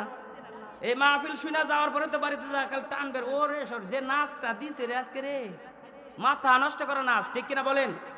এ বন্ধু কথা কন, ঠিক কিনা? এ বন্ধুরা, যুবক কি পাইছে ভাই, হুজুর আমাদের গোপন জিনিস জানলো কেমনে? এই সব জানি, বয়স তার বেশি হয় নাই, বয়স আমার বেশি নয়, ওরে টুকটুকির মা শুধু চুল কয়টা পাইকা গেছে, অবস্থা দেখছেন? বয়স আমার বেশি না, ওরে টুকটুকির মা শুধু চুল কয়টা পাইকা গেছে বাতাসে। কথা কন না কেন? তার মানে বুঝো সব জানা শেষ, সব বুঝি রে যুবক, ভালো করে শুনবা। শুধু চুল পাকলে মেয়ের চিন্তা করে চুল পাকাইলে হবে না, আল্লাহর কোরআন হাদিস রিসার্চ করে রসুলের আদর্শের উম্মত হয়ে কবরে যাইতে হবে। জোরে কথা বলেন ঠিক কিনা? আরে বন্ধু ভাইরা আমার, এই কথাটা কি কারণে বললাম? বর্তমান বাংলাদেশের মেয়েদের যে ফ্যাশন, পেট খালি পিঠ খালি কপালে এক নোক্তা, আছে না নাই? আগে দেখেছি আমাদের মা বোনেরা আহারে কত সুন্দর ব্লাউজ কাটতো, এখন দেখি ব্লাউজ কাটতে কাটতে এমন জায়গায় নিয়ে এসেছে, আহারে একবারে বর্ডারের কাছে নিয়ে আসছে। চলবে মাহফিল চলবে? হ্যাঁ বন্ধুরা আমার, ভাইয়েরা আমার, এই শরম ওলামায়ে কিরাম দিতে দিতে এখন আর মহিলারা ব্লাউজ পরে না, এখন কিছু এমন বোরকা পরে, এমন বোরকা পরে রে বন্ধু, ওই বলে পদ্মা সেতুর পিলার গোনা অসম্ভব, কিন্তু ওর বোরকা পরার পরে ওই পিলার গোনা কিন্তু সম্ভব। কথা কন না কেন? আহারে এমন জাতের বোরকা পরে রে, পিছনের ভিতরে বান্দা রাখে আর বুঝায়, ও যুবক দেখো যেই বোরকা পরেছি ব্লাউজের চাইতেও কিন্তু কম নয়। আবার দেখবেন মাঝে মধ্যে কিছু জুতা পরছে, এই জুতাগুলা এমন স্টাইলে পরছে রে, রাস্তা দিয়ে হাইটা যাওয়ার আগে 10 বার উল্টা পরে। মাঝে মধ্যে মুরগি মনে করে, আহারে আমি ওর উপরে পড়ি নাকি ওই আমার উপরে পড়ে, ঠিক কিনা? জোরে কথা বলেন। আরে বাংলাদেশের পোশাকের কি অশালীনতা! আরে জিন্সের প্যান্ট পরে, শার্ট পরে, আছে না নাই? জিন্সের প্যান্ট পরে কোমরটা হেলে দুলে রাস্তায় দেখো কি কাণ্ড। আপনারা কাণ্ড বলবেন, আমি জেনে শেষ করবো, অনেক আপনারা কইবেন জিন্সের প্যান্ট পরে কোমরটা হেলে দুলে রাস্তায় দেখো কি কাণ্ড। এরা আসতে কয় রে, জিন্সের প্যান্ট পরে কোমরটা হেলে দুলে রাস্তায় দেখো কি কাণ্ড। তাই দেখে যাই মরি ইহুদির কালচারে আদর্শ নারীগুলো ভালো হতে রাস্তা বন্ধ। নাস্তিক বেঈমান সাধু বেশে শয়তান সমাজেতে পাই তার গন্ধ। জিন্সের প্যান্ট পরে কোমর তাহেলে দুলে রাস্তায় দেখো কি কাণ্ড। তাই দেখে যাই মরি ইহুদির কালচারে আদর্শ নারীগুলো ভালো হতে রাস্তা বন্ধ। নাস্তিক বেঈমান সাধু বেশে শয়তান সমাজেতে পাই তার গন্ধ। নারীদের হাহাকার পেতে সমান অধিকার পুরুষের মতো পথে যায় না মিয়া। লজ্জা শরমের মাথা মুতা খেয়ে সব নারীগুলো হয়ে গেছে বেহায়া। লজ্জা শরমের মাথা মুতা খেয়ে সব নারীগুলো হয়ে গেছে বেহায়া। এ দাঁতপুরের মুসলমান কথা কোন ঠিক কিনা? জুতার কথা আমি কেমন করে যে বলি, তবু বলি হাই আরো একটু। আরে একটু বললেন না কে? জুতার কথা আমি কেমন করে যে বলি, তবু বলি হাই আরো একটু। হিল জুতা, বাবা জুতা, বেবি জুতা, বাটা জুতা, আরো আছে রূপসা রিস্কু। জুতার কথা আমি কেমন করে যে বলি, তবু বলি হাই আরো একটু। হিল জুতা, বাবা জুতা, বেবি জুতা, বাটা জুতা, আরো আছে রূপসা রিস্কু। উঁচু জুতা পরি নারী আঁকা বাঁকা হাঁটি হাঁটি পুরুষের গায়ে পরে ঝাপটায়া। লজ্জা শরমের মাথা মুতা খেয়ে সব নারীগুলো হয়ে গেছে বেহায়া। লজ্জা শরমের মাথা মুতা খেয়ে সব নারীগুলো হয়ে গেছে বেহায়া। জিন্সের প্যান্ট পরে কোমর তাহেলে দুলে রাস্তায় দেখো কি কাণ্ড। তাই দেখে যাই মরি আদর্শ নারীগুলো ভালো হতে রাস্তা বন্ধ। নাস্তিক বেঈমান সাধু বেশে শয়তান সমাজেতে পাই তার গন্ধ। নারীদের হাহাকার পেতে সমান অধিকার পুরুষের মতো পথে যায় না মিয়া। লজ্জা শরমের মাথা মুতা খেয়ে সব নারীগুলো হয়ে গেছে বেহায়া। দুহাত তুলে বলো কথা কথা ঠিক কিনা? সারা বাংলাদেশের কথা কইছি, শুধু ওই সিরাজগঞ্জ জেলা বাদে। রাগ করার কোনো কারণ নাই, আমি জানি আপনাদের এলাকার প্রত্যেকটা মহিলা ভালো, কোনো সমস্যা এদের ভিতরে নাই, শুধুমাত্র মহিলা সমিতি সঙ্গ করছে, সুদ খায়। ঠিক কিনা বলেন? এরা খুব ভালো, এদের কোনো দোষ নাই, আমি জানি এরা এক একজন আবেদা সালেহা, সবাই খুব ভালো, শুধুমাত্র এখন পুরুষরা রিটার্ন নিচ্ছে সুদ খাওয়া থেকে, মহিলারা এখন ক্লাব করে তারা সুদ খায়, এতে কোনো সমস্যা নাই। এই ঠিক কিনা জোরে কথা কন? মা বোনেরা বিরক্ত হবেন না, আমি তো মা সারা দুনিয়াতে আসি নাই আপনাকে কষ্ট দেওয়ার জন্য, আমি এই কথা বলি নাই। ছোট্ট একটা মেয়ে যদি ইমাম জাজুলিকে চিনতে পারে, তাহলে আপনি চিনতে পারবেন কিনা? আপনার বিবেকটা একটু লাড়া দেওয়ার জন্য আমি এই কথা বলছি। এ মা বোন, আপনাদেরকে অপমান করার জন্য বলি নাই, আপনাদের জন্য একটা ওয়াজ আমি রেখেছি, সামনে এসে করব ইনশাআল্লাহ। দেখুন তো দেখুন, ছোট্ট মেয়ে কি পরিমাণ নবীর দরুদ পড়ে ভালোবাসায় পেয়েছে। আরে বন্ধু, গভীর মনোযোগ দিতে হবে রে ভাইরা, আমার বন্ধুরা, আমার যুবক ভাইরা, আমার একটু গভীর মনোযোগ দিয়ে শুনতে হবে। এইবার ইমাম জাজুলি রহমাতুল্লাহ আলাই ডেকে ডেকে বলছে, মা গো, তুমি কিভাবে আমার নামটা শুনলা বা জানো, আমাকে কিভাবে চেনো? কয় মা বলেছে, বাবা বলেছে, এই কারণে আমি চিনি। এইবার ইমাম জাজুলিকে বলতেছে, তুমি এইখানে দাঁড়ায় আছো কেন? পানি কি তুমি তুলতে পারতেছো না? এইবার ইমাম জাজুলি রহমাতুল্লাহ আলাই ডাক দি বলে, মা, এরে ছোট্ট মা, ওরা মাও কয়, এই পাগলা তোগরকে মা কইতে কইছি? আরে মা, ও মিজাই যুবক ভাইরা সাথে থাকো শেষ পর্যন্ত, ইনশাআল্লাহ বাঘ বানাতো, ইনশাআল্লাহ বাঘ বানাতো। মাহফিল প্রয়োজনে রেকর্ড করে না মোবাইলের ভিতরে, কালকে হারা দিন শুনবা, ঠিক কিনা? গার্লফ্রেন্ডে শোনাবা, ঠিক কিনা? তবে কয়া দিও খবরদার, আমার জানি আবার লাইনে আসে না, বিপদ আছে কিন্তু। তাহলে বন্ধুরা আমার, ভাইরা আমার, ইমাম জাজুলি রহমাতুল্লাহ আলাইহি বলছে, মা রে মা, তুমি আমারে চিনছো? তুমি কিভাবে চিনলা? বলে, মা বাবা বলছে, এ ইমাম, আপনি পানি তোলা বাদ দিয়ে এখানে দাঁড়ায় আছেন কেন? কয়ে ছোট্ট মা, কিভাবে পানি তুলবো? আমি তো পানি উঠাইতে পারতেছি না, বালতিও নাই, দড়িও নাই, কিভাবে পানি তুলবো? এইবার ছোট্ট মেয়ে বলছি, ইমাম গো, আপনি বড় ইমাম এইটা মানলাম, কিন্তু নবীর বড় আশেক হইতে পারেন না। ভাইরা আমার, বন্ধুরা আমার, গভীর মনোযোগ দিয়ে শুনতে হবে। এইবার ছোট্ট মেয়েটা এই কথা বলার পরে সাথে সাথে কূপের কাছে গিয়া মুখে থেকে লালা মোবারক এইরকম নিক্ষেপ করার পরে দেখা গেল, সে যখনই ওই কূপের ভিতরে থুতু মোবারক নিক্ষেপ করলো, সাথে সাথে কূপের ওই নিচের পানিটুকু ফিঙ্কি দিয়ে একদম কিনারায় চলে আসলো। দুহাত তুলে বলেন না সুবহানাল্লাহ। অনেকে হাত তোলে নাই, মনে হয় যে এবার হাতের সমস্যা আছে নাকি?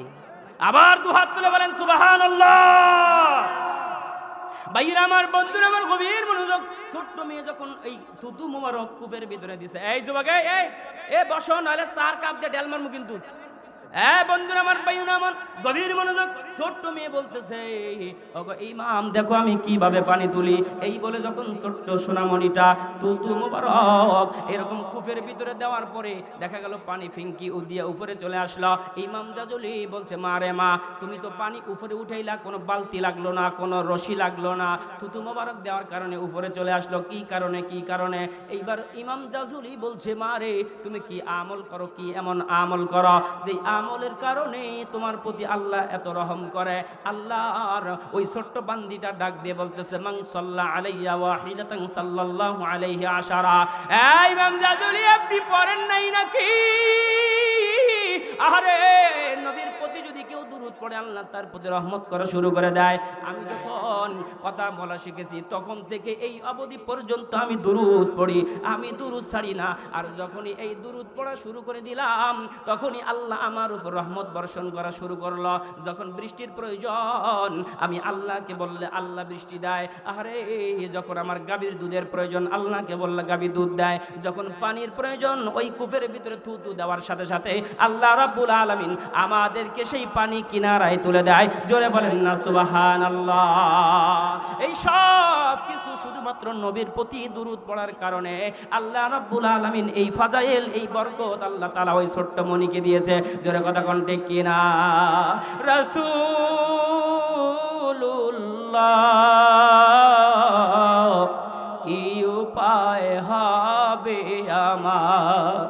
হাবিবাল্লাহ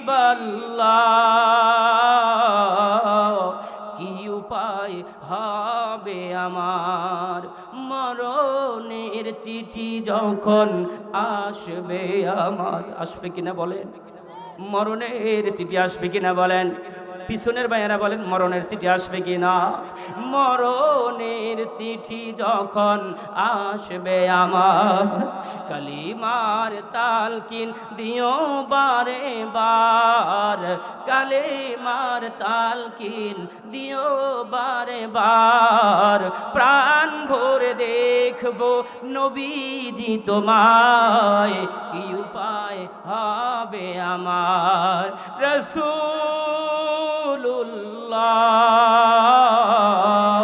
কি উপায় হবে আমার। তোমার দেশে যায় কত হাজিগণ, ঠিক কিনা বলেন, আরে কতজনই তো গেল তোমার দেশে যায় কত হাজিগণ, এই অধম পড়ে আছে বাংলায়তন, দেখা দাও না ওগো নবীজি আমায়, কি উপায় হবে আমার রাসূলুল্লাহ, কি উপায় হবে আমার। বলেন মারহাবা, একটু জিকির করেন লা ইলাহা।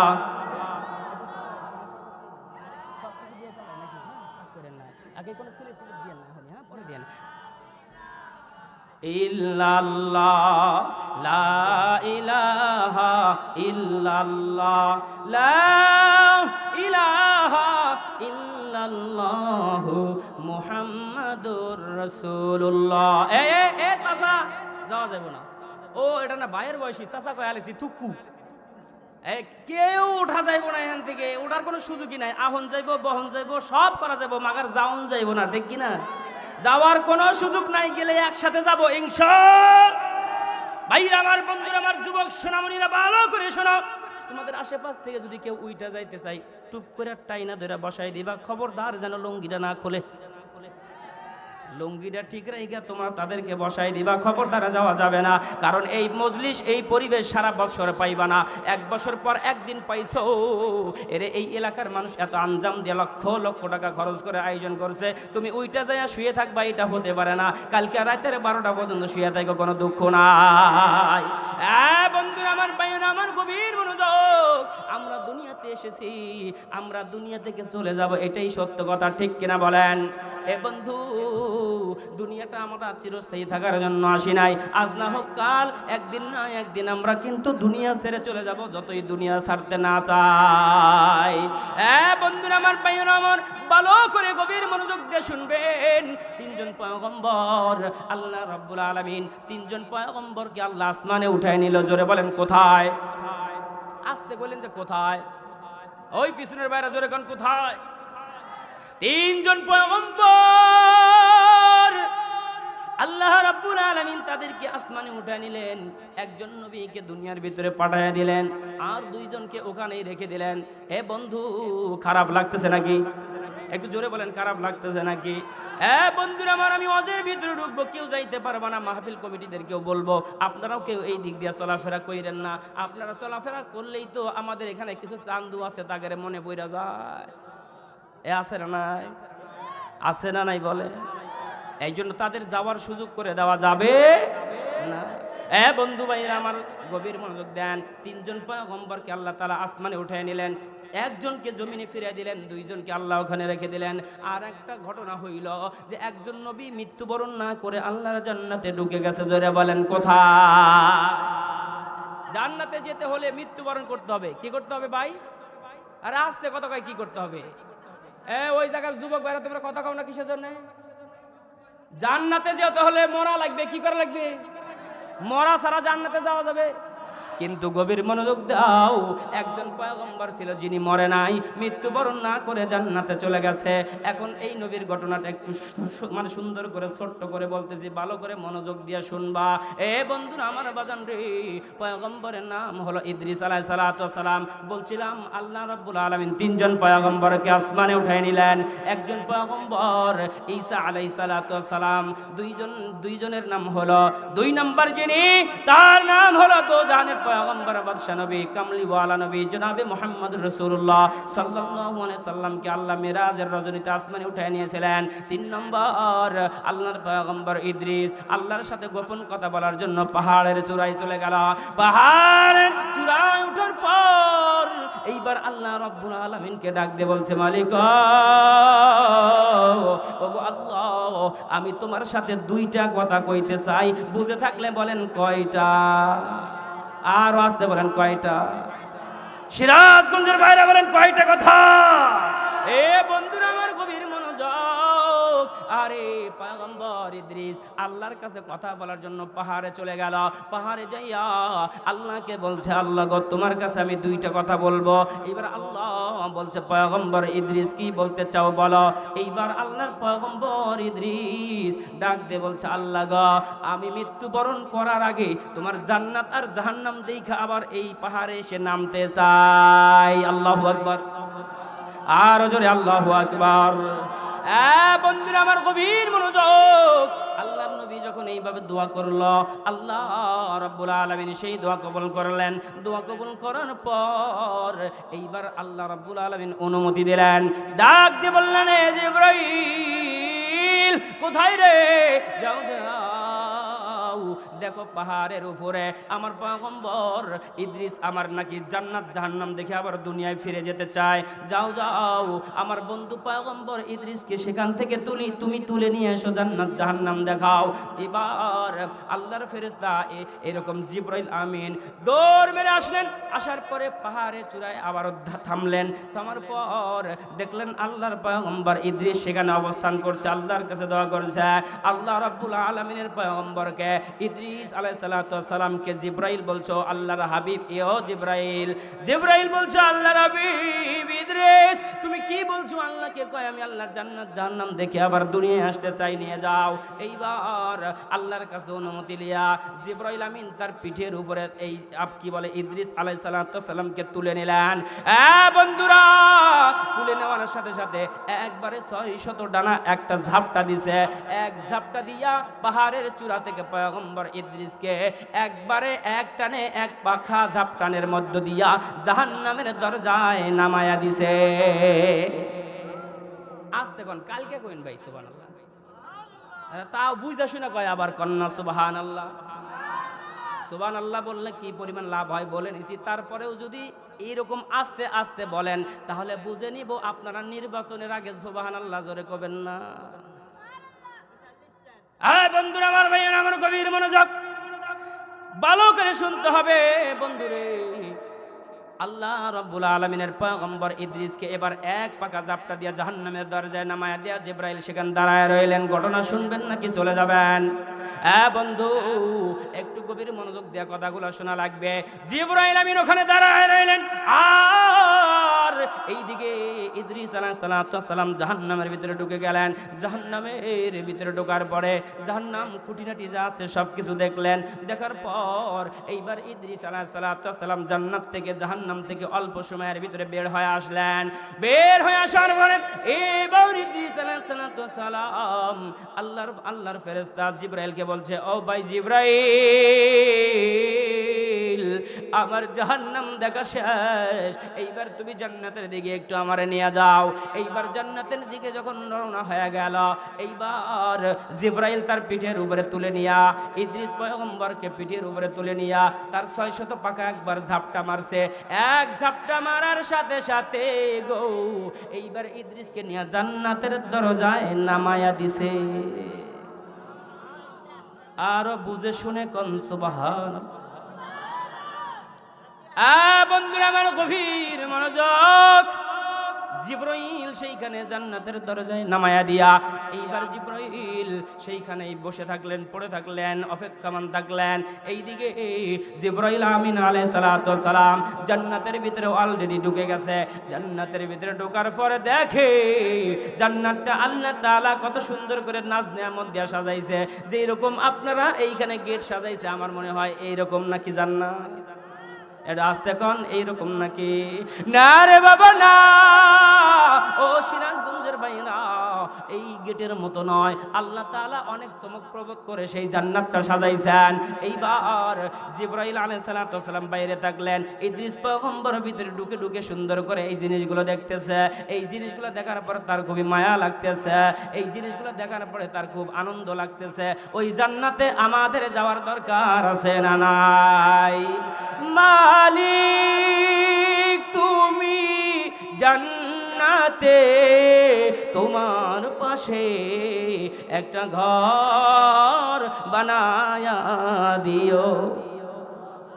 তারপরেও আসতে কয় ভাই, মালিক তুমি জান্নাতে তোমার পাশে আমায় একটি ঘর বানিয়ে দিয়া, তোমার হুকুম মেনে নিবার, তোমার আদেশ মেনে নেবার তৌফিক দিয়া, তুমি জান্নাতে ঘর দিয়া। মালিক তুমি জান্নাতে তোমার পাশে আমায় একটা ঘর বানিয়ে দিয়া। জোরে বলেন মারহাবা, জোরে বলেন আমিন। এই যুবক ভাইরা, সোনামণিরা, তোমরা আস্তে আস্তে কইতাছো কেন? তোমরা একটু জোরে কও না আমিন, আরো জোরে কোন আমিন। ও বন্ধু, এইবার জিবরাইল আমি এখানে দাঁড়ায় রইলেন গেটের ভিতরে। পয়গম্বর ইদ্রিস জান্নাতের ভিতরে ঢুকে গেছে। জান্নাতের ভিতরে ঢোকার পরে 10 মিনিট হয়ে গেল, 20 মিনিট হয়ে গেল, 30 মিনিট, 40 মিনিট, আরে বন্ধু 1 ঘন্টা হয়ে গেল। দাঁতপুরের বাইরে আমার, সিরাজগঞ্জের বাইরে আমার, উল্লাপাড়ার বাইরে আমার 2-4-5 ঘন্টা কেটে যাওয়ার পরে এইবার জিবরাইল আমিন আল্লাহকে বলতেছে, মালিক তোমার পয়গম্বর ইদ্রিস জান্নাতে ঢুকে গেল, অনেকক্ষণ হয়ে গেল তিনি বের হচ্ছেন না। কি কারণে বের হচ্ছে না সেটা আমি বলতে পারি না, কারণ জান্নাতের ভিতরে ঢোকার অনুমতি আমার এই মুহূর্তে নাই। তোমার পয়গম্বর যেহেতু ঢুকে গেছে, ওগো মালিক তুমি দেখো তিনি কি করতেছে। আল্লাহু আকবার বলেন। এই যুবক ভাইরা, বাবি কি কয় কোক দেখার টাইম নাই। আল্লাহু আকবার বলে গলা ভাঙ্গা নিয়ে তারপরে বাড়িতে ঢুকবা কর না আল্লাহু আকবার। এবার ইদ্রিস ঢোকার পর পরে অনেকক্ষণ যখন কাইটে গেছে, তখন আর তিনি বের হচ্ছে না। জিবরাইল বলছে, কে রে আসে না, কে রে, এর তো এতক্ষণ আসার কথা, আসতেছে না কেন? এবার আল্লাহ তাআলাকে বলছে, আল্লাহ তোমার পয়গম্বর যেহেতু, কে এটা রে, বসেন বসেন চাচা, আরে এইদিকে একবার দেখেন, এদিকে আসেন, টাইনা ধরে না কেন? বুঝছি বুঝছি বুঝছি, ভাবি মিস কল দিছে। ভাবি কইছে, খবরদার বক্তা যত বেশি ওয়াজ করুক, যত ভালো ওয়াজ করুক, কান দাগ হাসাক দেখার টাইম নাই, টাইম হইলে চলে আসবা। আমি মনে হয় ভাবতেছি ওই গ্রুপেরই লোক নাকি। বন্ধুরা আমার, ভাইয়েরা আমার, গভীর মনোযোগ দিতে হবে। এইবারে জিবরাইল আল্লাহকে বলছে, আল্লাহ গো ভালো করে শুনেন, আপনার পয়গম্বর বের হইতেছে না, আপনি তাকে বের হওয়ার অনুমতি দেন। আল্লাহ রাব্বুল আলামিন জিবরাইলের মাধ্যমে বলছে, ওগো পয়গম্বর আপনি জান্নাত থেকে বের হয়ে আসেন। আল্লাহর পয়গম্বর ইদ্রিস আলাইহিস সালাতু ওয়াস সালাম এবার দরজার কিনারায় চলে এসে বলছে, ও আল্লাহর ফেরেশতা জিবরাইল, তুমি আল্লাহকে যায়া বলো আমি জান্নাতে ঢুকছি, আর কোনোদিন বের হব না। এবার আল্লাহকে যখন বলছে, আল্লাহ বলছে, না না না, তাকে বের করে দাও। এইবার জিবরাইল আমিন, এইবার জিবরাইল আমিন বলছে, না না, তোমার জান্নাতে থাকার কোনো সুযোগ নাই। এইবার ইদ্রিস আলাইহিস সালাতু ওয়াস সালাম বলছে, ও আল্লাহর ফেরেশতা জিবরাইল, তুমি কি দাঁতপুর ইউনিয়নের এই কোরআন শরীফের ভিতরে দেখো নাই? আল্লাহ তাআলা বলছে, জান্নাতিন তাজরি মিন তাহতিহাল আনহারু খালিদিনা ফিহা আবাদা,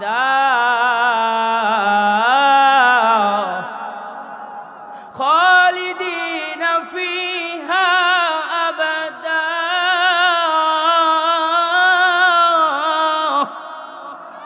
আল্লাহ আল্লাহ তাআলা কোরআনুল কারীমের ভিতরে বলছে কেউ যদি কোনোভাবে জান্নাতের ভিতরে একবার ঢুকে যাইতে পারে তো আল্লাহ তারে জান্নাত থেকে বের করবে না। তাহলে আমি যে কোনো ভাবেই হোক জান্নাতে ঢুকে গেছি, আমি আর জান্নাত থেকে বের হতে চাই না। কথা ঠিক কিনা? আল্লাহ বলছে কেউ যদি কোনোভাবে জান্নাতে ঢুকে যায় তাকে আর বের করে দেওয়া হবে না। এই জন্য তিনি বলছে আমি যেহেতু ঢুকে গেছি আর বের হওয়ার সুযোগ নাই। ভাইরা আমার, বন্ধুরা আমার, গভীর মনোযোগ দিয়ে কথাগুলো শুনতে হবে। ভাই বন্ধু আমার, এইবার আল্লাহ রাব্বুল আলামিন এই ইদ্রিস আলাইহিস সালামকে বলছে বন্ধু চালাকি করে জান্নাতে ঢুকলা ঠিক আছে, কিন্তু তোমার তো মরা লাগবে। এইবার ইদ্রিস আলাইহিস সালাম আল্লাহকে ডেকে ডেকে বলছে মালিক, তুমি না বলছো জান্নাতের ভিতরে অসুস্থতা নাই, জান্নাতের ভিতরে কখনো মৃত্যু তুমি দিবা না, জান্নাতের ভিতরে কখনো মানুষকে বৃদ্ধ বানাবা, বার্ধক্য বানাবা না, তাহলে তুমি কিভাবে আমাকে বলো যে জান্নাতের ভিতরে মেরে ফেলতে চাও? তুমি জান্নাতে ঢুকাইছো, আমি জানি জান্নাতের ভিতরে তুমি মৃত্যু রাখো নাই, এই জন্য আমি মৃত্যুবরণ করতে চাই না। এই জন্য তিনি মৃত্যুবরণ না করে জান্নাতের ভিতরে ঢুকে গেল। ভাইজানরা আমার, বন্ধুরা আমার, বুঝে থাকলে বলেন আল্লাহ রাব্বুল আলামিনের এই ক্ষমতা আছে কিনা যে মৃত্যুবরণ না করে মানুষকে জান্নাতে ঢুকাই দিতে পারে? এই ক্ষমতা আছে না নাই? একটু জোরে বলেন আছে না নাই? এ বন্ধুরা আমার, রাতের পরে দিন যিনি দেয়, জোরে বলেন তিনি কে? দিনের পরে রাত যিনি নিয়ে আসেন, জোরে বলেন তিনি কে? ফকিরকে বাদশা বানাই যিনি, তিনি কে? বাদশাকে ফকির বানাই যিনি, তিনি কে?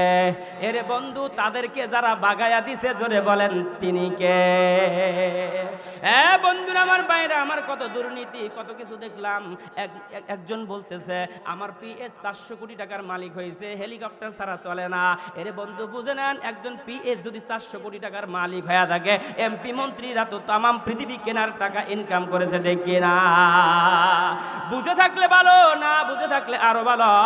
এরে বন্ধু, যেই আল্লাহ রাব্বুল আলামিন ইদ্রিসকে মৃত্যু ছাড়াই জান্নাতে ঢুকায় দিল, ওই আল্লাহ কিন্তু আসাদুজ্জামান খান কামাল ওই শিয়ালকেও বাংলাদেশ থেকে পার করে দিয়েছে, ঠিক কিনা? যে আসাদুজ্জামান খান কামাল বলছে মানবতা অধিকার ট্রাইব্যুনাল এটা নাকি ক্যাঙ্গারু কোর্ট। ওরে চান্দু, তুমি যে বাংলাদেশে থাকতে বড় বড় আলেমদেরকে ফাঁসি দিলা, তখন ক্যাঙ্গারু কোর্ট ছিল না। তোমার যেহেতু ফাঁসির রায় ওইখান থেকে হইছে, এবার ক্যাঙ্গারু হইছে। আমরা ক্যাঙ্গারু বুঝি না, ঠ্যাঙ্গারু বুঝি না। তোমাকে চাই, ফাঁসি দিতে চাই, তারপরেও বাংলার মানুষ শান্ত হবে, ঠিক কিনা? শুধু তুমি নয়, শুধু তুমি নয়, যেই আপার সাথে চইলা গেছো, যেই আপা এতদিন এই কোর্ট পরিচালনা করেছিল, আজকে ওই আপার ফাঁসিও কিন্তু এই কোর্ট থেকে পরিচালনা হয়েছে। এটা ক্যাঙ্গারু হোক আর যাই হোক, ক্যাঙ্গারু তো বাংলাদেশে পাওয়া যায় না, কোরিয়ানে পাওয়া যায়। প্রয়োজন কোরিয়ান থেকে ফাঁসির দড়ি নিয়ে আইসা তোমার ইন্ডিয়া থেকে আইনা ঝুলাইয়া দিব। কথা বলেন ঠিক কিনা? তোমার নৌকার পাল ছিঁড়েছে, তুমি তো জানো না। তোমার নৌকার পাল ছিঁড়েছে, তুমি তো জানো না। লগি বইটা ভাঙ্গা গেছে, লগি বইটা ভাঙ্গা গেছে, খবর তো রাখো না বুবু গো। ও তুমি কেমন নৌকার মাঝি, এখন তোমার নৌকা চলে না। এই যুবকেরা কথা বলো ঠিক কিনা? বাংলার জমিনের কখনো কি নৌকা চলবে? না রে বন্ধু, না। বাংলাদেশে যদি চলে হয়তো দান চলবে, যদি চলে হয়তো বা দাড়িপাল্লা চলবে। এই দুইটাকেই আমরা চালাইতে চাই, জোরে কোন কথা ঠিক কিনা? তোমার নৌকার রাগ হইতেছেন, তোমার নৌকার পাল ছিঁড়েছে, তুমি তো জানো না। বলুন বলুন, তোমার নৌকার পাল ছিঁড়েছে, তুমি তো জানো না। লগি বৈঠা ভাঙ্গা গেছে, লগি বৈঠা ভাঙ্গা গেছে, খবর তো রাখো না বুবু গো। ও তুমি কেমন নৌকার মাঝি, এখন তোমার নৌকা চলে না। ওই চাচা মনে মনে করতেছে কে বাঁচতে, কালকে তো যমুনা সেতু অনেক নৌকা চলতে দেখলাম। এ বাজান, এই নৌকা কি সেই নৌকা? জোরে বলেন, এই নৌকা কি সেই নৌকা? এই নৌকাকে বিদায় করতে উল্লাপাড়ার এই দাঁতপুরের অনেক মায়ের বুক খালি হয়েছে, ঠিক কিনা? এই নৌকা বিতাড়িত করতে গিয়ে অনেক বাংলাদেশের মায়েদের বুক খালি হয়েছে, জোরে কথা কর ঠিক কিনা? সব খুনিদের বিচার বুবু হবে আনা আনা, সব খুনিদের বিচার বুবু হবে আনা আনা, তোমার বেলায় হবে বুবু। তোমার বেলায় হবে বুবু পুরো 16 আনা বুবু গো। ও তুমি কেমন নৌকার মাঝি, এখন তোমার নৌকা চলে না, এখন তো আর নৌকা চলে না। ওই চাচা মনে মনে করতেছে কোন বুবুর কথা কইতেছে, এটা কোন বুবু? হ্যাঁ এখনো বোঝে নাই, নাম ধরে কল লাগবো। যারা বোঝার হেরা বুঝে গেছে, ঠিক কিনা জোরে কথা কন। এই জন্য ক্ষমতাওয়ালাকে ক্ষমতাচ্যুত যিনি করেন, জোরে বলেন যুবক ভাইয়েরা তিনি কে? এরকম দুর্নীতিবাজদেরকে যিনি তারা দেয়, জোরে বলতে হবে তিনি কে?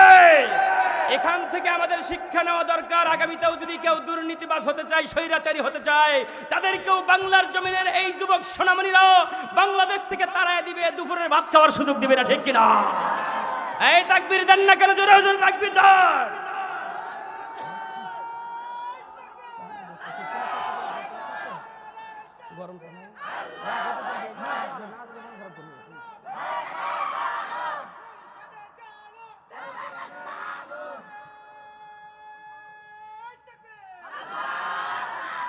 আল্লাহ তাআলা সবাইকে শিক্ষা নেওয়ার তৌফিক দান করুক, সকলে বলছে আমিন।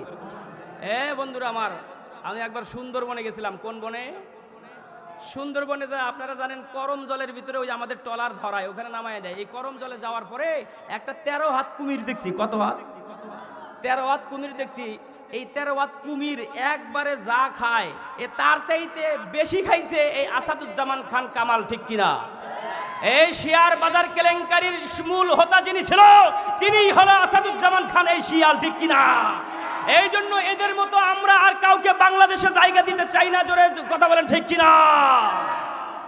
ঠিক কিনা? জোরে কথা বলেন। দেশে আগুন লাগায়া জনতারে জ্বালায়া, দেশে আগুন লাগায়া জনতারে জ্বালায়া, পালায়া সাইরা গেলি ঢাকা, গণভবনটা এখন ফাঁকা।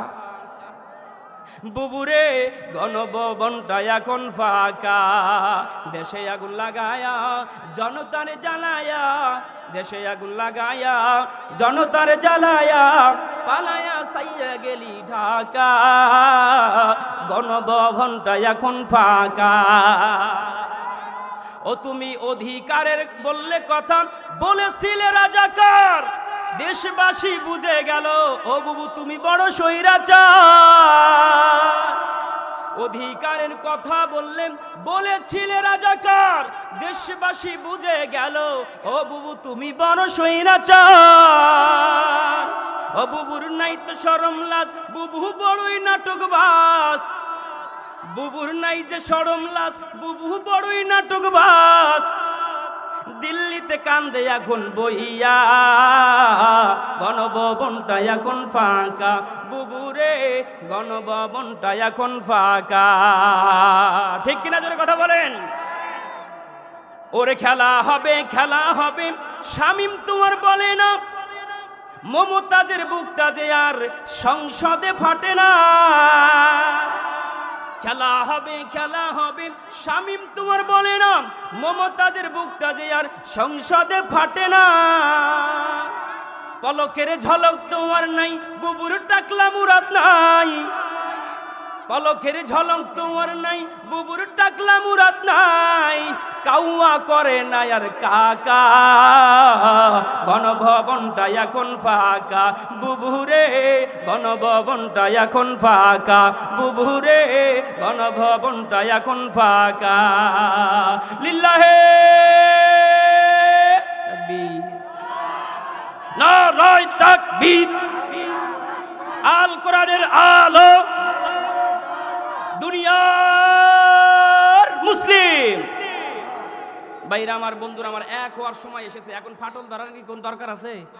অনেক জায়গায় মাহফিল করতে যাই, কয় হুজুর রাজনীতি করে না। আচ্ছা ভাই বলেন তো দেখি, রাজনীতি আমরা কি করি? এই যে কথাগুলা কইলাম, এটা আমাদের সবার কথা কিনা বলেন তো দেখি? এখন রাজনীতির সংজ্ঞাটাই তো তারা বুঝে না। আমি ভালো করে বুঝাই দেই, মিডিয়া আছে, রেকর্ড হচ্ছে, আমি জানি কথাগুলো কালকে তামাম পৃথিবীতে ছড়িয়ে যাবে। ভাইরা আমার, বন্ধুরা আমার, ভালো করে শুনেন। রাগ হচ্ছেন? বিরক্ত হচ্ছেন? আর 2-4 দিন যদি চলাই বিরক্ত হবেন? দেখছেন, 2-4 দিন হইলেও বলো বিরক্ত হয়ে বলা। ভাইরা আমার, বন্ধুরা আমার, শোনেন, আমিও তো বিরক্ত, মানে সারা বাংলাদেশে আমাকে ঘুরতে হয়, কালকেও যাইতে হবে পঞ্চগড়ে, এভাবে প্রত্যেক দিন কথা বলতে হয়। এই কয়েকদিন আগে নীলফামারীতে গেছিলাম রে বাজান, এমন মাইক দিছে রে ভাই, কথা বলা যায়নি। ওইখানে আমি একটু রাগান্বিত হয়েছিলাম। আমি এটা অকল্পনীয় এবং এটা আমি প্রস্তুত ছিলাম না। হঠাৎ করে সেখানে আমার কেন জানি মাইক এবং মাইক ডেকোরেটরের সাথে আমার কথোপকথন হয়, একটা কেমন জানি বিশৃঙ্খল হয়। আমি মাইক একবার ভেঙে ফেলেছিলাম, এটা অনাকাঙ্ক্ষিত, এটার জন্য আমি দুঃখ প্রকাশ করতেছি মিডিয়ার মধ্য দিয়ে। আসলে আমি এটা চাইনি। মাইক যদি ভালো হয়, শ্রোতা যদি উপস্থিত থাকে, কথা খুব সুন্দর হয়, ঠিক কিনা? মাইক ভালো হইলেই বক্তার মুখ থেকে কথা আসে, এটা বক্তাও বুঝতে পারে না, ঠিক কিনা? এই জন্য সারা পৃথিবীতে এই মানে সাউন্ড ডেকোরেটর অথবা মাইক অপারেটর যারা আছে, এদের অনেক বড় ভূমিকা আছে। আমি এটা স্বীকার করি, বিশ্বাস করি। কোনো জায়গায় তারা খারাপ করতে চায় না, তারপরেও খারাপ হয়ে যায়। যখনই বক্তা বলে তার উপর রাগান্বিত হয়ে যায়, এই কারণেই বক্তাও আবার খেপে যায়। এই জন্য আমি এখান থেকে বলতে চাচ্ছি, যা তা হচ্ছে এই যে গতকাল যে ঘটনাটা ঘটছিল নীলফামারীতে, আমি এটার জন্য দুঃখ প্রকাশ করে বলছি, আপনারা কখনো খারাপ মাইক দিয়ে ওয়াজ করানোর চেষ্টা করবেন না, ঠিক কিনা? ভাইরা আমার, বন্ধুরা আমার, তাহলে যেটা বলছিলাম, গভীর মনোযোগ দিয়ে কথা শুনতে হবে। মনে আছে নাকি কি বলতে চাইছিলাম? দেখছেন হাত তুলছে, মনে নাই? তাহলে শুনেন, যেটা বলতে চাইছিলাম সেটা গভীর মনোযোগ দিয়ে আপনাদেরকে শুনতে হবে। বন্ধুরা আমার, ভাইরা আমার, মা বোনেরা এখানে আছে, তাদের ব্যাপারে ওয়াজ করার দরকার আছে না নাই? জোরে কোন আছে না নাই? যেটা বলছিলাম রাজনীতির ব্যাপারটা। আচ্ছা বলুন তো দেখি, বাংলাদেশের যে প্রেসিডেন্ট প্রথম দিকে হয়েছিলেন তাজউদ্দিন আহমেদ, নাকি তাজউদ্দিন আহমেদ রাজনীতিবিদ ছিল কিনা? আর আমার কথা কি বুঝতেছেন? শেখ মুজিবুর রহমান সাহেব রাজনীতি করার কারণে যদি রাজনীতিবিদ হয়, বেগম খালেদা জিয়া, আমাদের দেশনেত্রী খালেদা জিয়া সাহেব যদি এরকম রাজনীতি করার কারণে রাজনীতিবিদ হয়, আমাদের ডক্টর শফিকুর রহমান জামাত ইসলামের আমির, উনি রাজনীতি করার কারণে যদি রাজনীতিবিদ হয়, আমাদের উত্তরবঙ্গের তালমাটাল চাচা এরশাদ চাচা যদি রাজনীতি করার কারণে রাজনীতিবিদ হয়, তাহলে আমার কথা বুঝে থাকলে উত্তর দিবেন, আপনার আমার দোজাহানের পয়গম্বর বাদশা নবী, তামাম পৃথিবী নয়, তিনি তো তামাম পৃথিবীর এখনো আছেন, তৎকালীন ছিলেন, আগামীতেও থাকবেন, তাহলে তিনিও তো রাজনীতিবিদ, ঠিক কিনা? জোরে কথা কও। তিনিও তো প্রেসিডেন্ট ছিলেন, আমরাই তার ভোটার, আমরাই তার কর্মী, আমরাই তার অনুসারী, এই জন্য আমরাও রাজনীতিবিদ। এই জন্য দুনিয়ার রাজনীতিবিদ যদি কোনো রাগান্বিত হয়, এতে আমাদের কোনো কিছু যায় আসে না। জোরে কথা কন, ঠিক কিনা? ভাইরা আমার, বন্ধুরা আমার, গভীর মনোযোগ দিতে হবে। ও বন্ধু, এইদিকে যখন ইদ্রিস আলাইহিস সালাম জান্নাতের ভিতরে ঢুকে গেল মৃত্যুবরণ করা ছাড়া, এই ঘটনা যখন জুলকারনাইন শুনছে, জুলকারনাইন তড়িৎ গতিতে একটা মিটিং দিছে। মিটিং দেওয়ার পর এইবার সমস্ত পুলিশ মিলিটারি যারা ছিল তাদেরকে বলতেছে, আরে পুলিশ মিলিটারি দ্রুত এই মিটিংয়ে জয়েন হয়ে যাও, কারণ আজকে আমি এমন একটা মিটিং দিতে চাই যেই মিটিং থেকে আমার হায়াত বাড়ানোর কোনো পন্থা, কোনো সুযোগ আছে কিনা এইটা জানতে চাই। এইবার মিটিং যখন দিয়ে দিলা, মিটিং দেওয়ার পর এবার পুলিশ মিলিটারি যারা ছিল সবাই উপস্থিত হয়ে গেল। জুলকারনাইন বাদশার দুইজন সবচেয়ে দামি বুদ্ধিমত্তা দুইটা মন্ত্রী ছিল, একজনের নাম হলো খিজির আলাইহিস সালাতু ওয়াস সালাম, আর একজনের নাম হলো লুকমান আলাইহিস সালাম। বন্ধুরা আমার, ভাইরা আমার, এইবার মিটিং এর ভিতরে দুইটা মন্ত্রী জয়েন করলেন। সমস্ত পুলিশ মিলিটারি করার পর এইবার পুলিশ মিলিটারি বলতেছে, ও পয়গম্বর, ও আল্লাহর বাদশাহ, ও জুলকারনাইন বাদশাহ নামদার, আমরা জানি না আপনি কি করলে বেশি দিন বাঁচবেন, এই তথ্য আমাদের কাছে নাই। এইবার মন্ত্রীদেরকে বলল, ও মন্ত্রীরা, তোমরা বলো তো দেখি, আমি বাদশাহ জুলকারনাইন কি করলে আমি বেশি দিন বাঁচতে পারবা? একজন মন্ত্রী বলল, না না না, এই ব্যাপারে আমার কোনো তথ্য নাই। আর একজন মন্ত্রী বলল, না না, এই ব্যাপারে আমার কাছে কোনো তথ্য নাই। এইবার লোকমান হাকিমকে ডাক দিয়ে বলা হলো, লোকমান হাকিম বলছে, না না না, আমি এই ব্যাপারে জানি না, কারণ আল্লাহ তাআলা জীবন দিয়েছেন, আবার মৃত্যু দিবেন, ঠিক কিনা? এ বন্ধু, 1-2 মিনিটের ভিতরে কথা শেষ করে দিতে চাইতেছে। আরে বাজান, উল্লাহ পাড়ার বাইরে আমার, সিরাজগঞ্জের বাইরে আমার, গভীর মনোযোগ দিয়ে কথাগুলো শুনতে হবে। এইবার খিজির আলাইহিস সালাতু ওয়াস সালামকে প্রশ্ন করা হলো, আরে খিজির, তুমি জানো নাকি আমি বাদশাহ কিভাবে বেশি দিন বাঁচতে পারবো, একটু বলো। খিজির আলাইহিস সালাতু ওয়াস সালাম বললেন, আপনি বেশি দিন বাঁচতে পারবেন, তবে একটা কাজ করা লাগবে। জোরে বলেন কয়টা? আরো জোরে বলেন কয়টা? বাংলাদেশে দেখেন নাই কত সময় স্মার্ট বাংলাদেশের স্লোগান দিয়া স্টেজ থেকে বাঙ্গা পড়ে গেছিল। এই বাঙ্গা মূর্তিরাও কিন্তু একবার কইছিল 41 সালের আগে স্যার বোনা। ঠিক কিনা কথা বলেন? কিন্তু আল্লাহ তাদের থাকতে দেয় নাই। বন্ধু গভীর মনোযোগ, এরে আল্লাহর বান্দারা গভীর মনোযোগ। এইবার খিজির আলাইহিস সালাতু ওয়াস সালাম যখন বলছে আপনি একটা পথ অবলম্বন করলে, একটা কাজ করলে আপনি বেশি দিন বাঁচতে পারবেন। জুলকারনাইন বাদশাহ খিজির আলাইহিস সালাতু ওয়াস সালামকে ডাক দিয়া বুকে নিয়ে বলে, রে বাদশাহ তুই তো আমার অনেক উপকার করলি, তাহলে এবার বল কি করে আমি বেশি দিন বাঁচতে পারবো? খিজির আলাইহিস সালাতু ওয়াস সালাম বলছে, আপনি যদি এইবার এই কি কয় আবে হায়াতের পানি পান করা পারেন, তাহলে আপনি জান্নাতে যাবেন, বাধা কেউ দিতে পারবে না। আবে হায়াতের পানি যদি পান করতে পারেন, চিরদিন বাঁচবেন, আল্লাহ মৃত্যু দেবে না। এইবার খিজির আলাইহিস সালাতু ওয়াস সালামের কথা শুনে বাদশা জুলকারনাইন অত্যন্ত খুশি হয়ে গেলেন। খুশি হয়ে যাওয়ার পর এইবার একটা ডেট করলো, অমুক তারিখের ভিতরে আমরা চলে যাব আবে হায়াতের পানি পান করার জন্য। এরে বন্ধু একটুখানি জিকির করেন, বাকি অংশটা পারে বলছি লা ইলাহা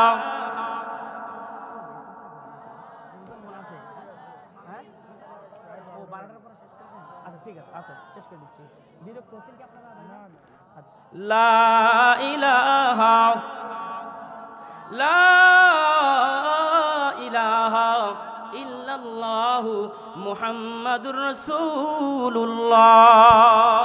বিরক্ত হইতেছেন? রাগ হইতেছেন? আমার যুবকরা কোথায় রাগ হইতেছেন? কয়টা বাজে ঘড়ির দিকে খেয়াল করছেন কি? আমি ওয়াজে ঢুকি নাই, কেবল ওয়াজে ঢুকতেছি, কিন্তু কথা হলো এদিকে টাইম নাই, আর 5 মিনিট করলে কি খুব বেশি বিরক্ত হইবেন? বন্ধুরা আমার গভীর মনোযোগ। জুলকারনাইন এইবার মোহাব্বত করে খিজিরকে বলল, তাহলে ডেট করলাম অমুক শনিবারের দিন যাব। শনিবারের দিন যাওয়ার জন্য ডেট করলেন। খিজির আলাইহিস সালাতু ওয়াস সালাম বলছেন, বাদশা নামদার, কিন্তু ওই একটা গুহার ভিতরে ঢুকতে হবে, গুহার ভিতরে কিন্তু লাইট নাই, আলো নাই, এই জন্য গুহার ভিতরে যাইতে হলে আপনাকে লাইট ব্যবস্থা করতে হবে। জোরে বলেন কি? লাইটের ব্যবস্থা করতে হবে। এখানে আমার বৃদ্ধ বাবা যারা আছেন, আপনারা কথার জবাব দিবেন, আজ থেকে 40 বছর 50 বছর আগে কি এত উন্নত মানের লাইটের ব্যবস্থা ছিল? তাহলে এই 50 বছর আগে যেহেতু ছিল না, 2-4 বছর 1000 আগে ওই সময় তো এটার কল্পনাও করা যেত না, ঠিক কিনা? বাদশা বলছে, আমার কাছে তো এরকম উন্নত কোনো লাইট নাই, আমার কাছে তো তেমন কোনো ভালো লাইট নাই, তুমি খিজির বলো তো দেখি কোথাও পাওয়া যায় কিনা। খিজির আলাইহিস সালাতু ওয়াস সালাম বলছেন, হ্যাঁ একটা আছে, যদি ওই পাথরটা ম্যানেজ করতে পারেন তাহলে আর আবে হায়াতের পানি পান করা কেউ আটকায় রাখতে পারবে না। বলে কোন পাথর? আল্লাহ রাব্বুল আলামিন আদম হাওয়াকে দুনিয়ায় পাঠায়া দেওয়ার পরে, বাজান সিরাজগঞ্জের ভাইয়েরা আমার, আদম হাওয়াকে দুনিয়ায় পাঠানোর পরে অন্ধকার ছিল, তাদের লাইট ছিল না, বাতি ছিল না, কিচ্ছু ছিল না। রাতের বেলায় যখন আদম নামাজ পড়তে বা বাহিরে যাইত, এইরকম হাওয়া বাড়িতে একা থাকতো, একা থাকার কারণে ভয় পাইতো। এইবার আদমকে বলছে, আদম রে একটা লাইটের ব্যবস্থা করেন। আদম একটা লাইটের জন্য আল্লাহর কাছে দোয়া করেছেন, আল্লাহ একটা লাইট আপনি আমারে দেন। আমার বিবি হাওয়া তো অন্ধকারে ভয় পায়, আল্লাহ তাআলা একটা পাথর দিলেন তার জন্য, আবু কুবাইস পাহাড়ের ভিতরে নামায়া দিলেন। চিল্লায়া বলেন সুবহানাল্লাহ। কোন পাহাড়ে দিল? আবু কুবাইস নামক পাহাড়ে আল্লাহ তাআলা একটা পাথর নামায়া দিল, নাজিল করলো। এই পাথরের বৈশিষ্ট্য হলো কি ভাই?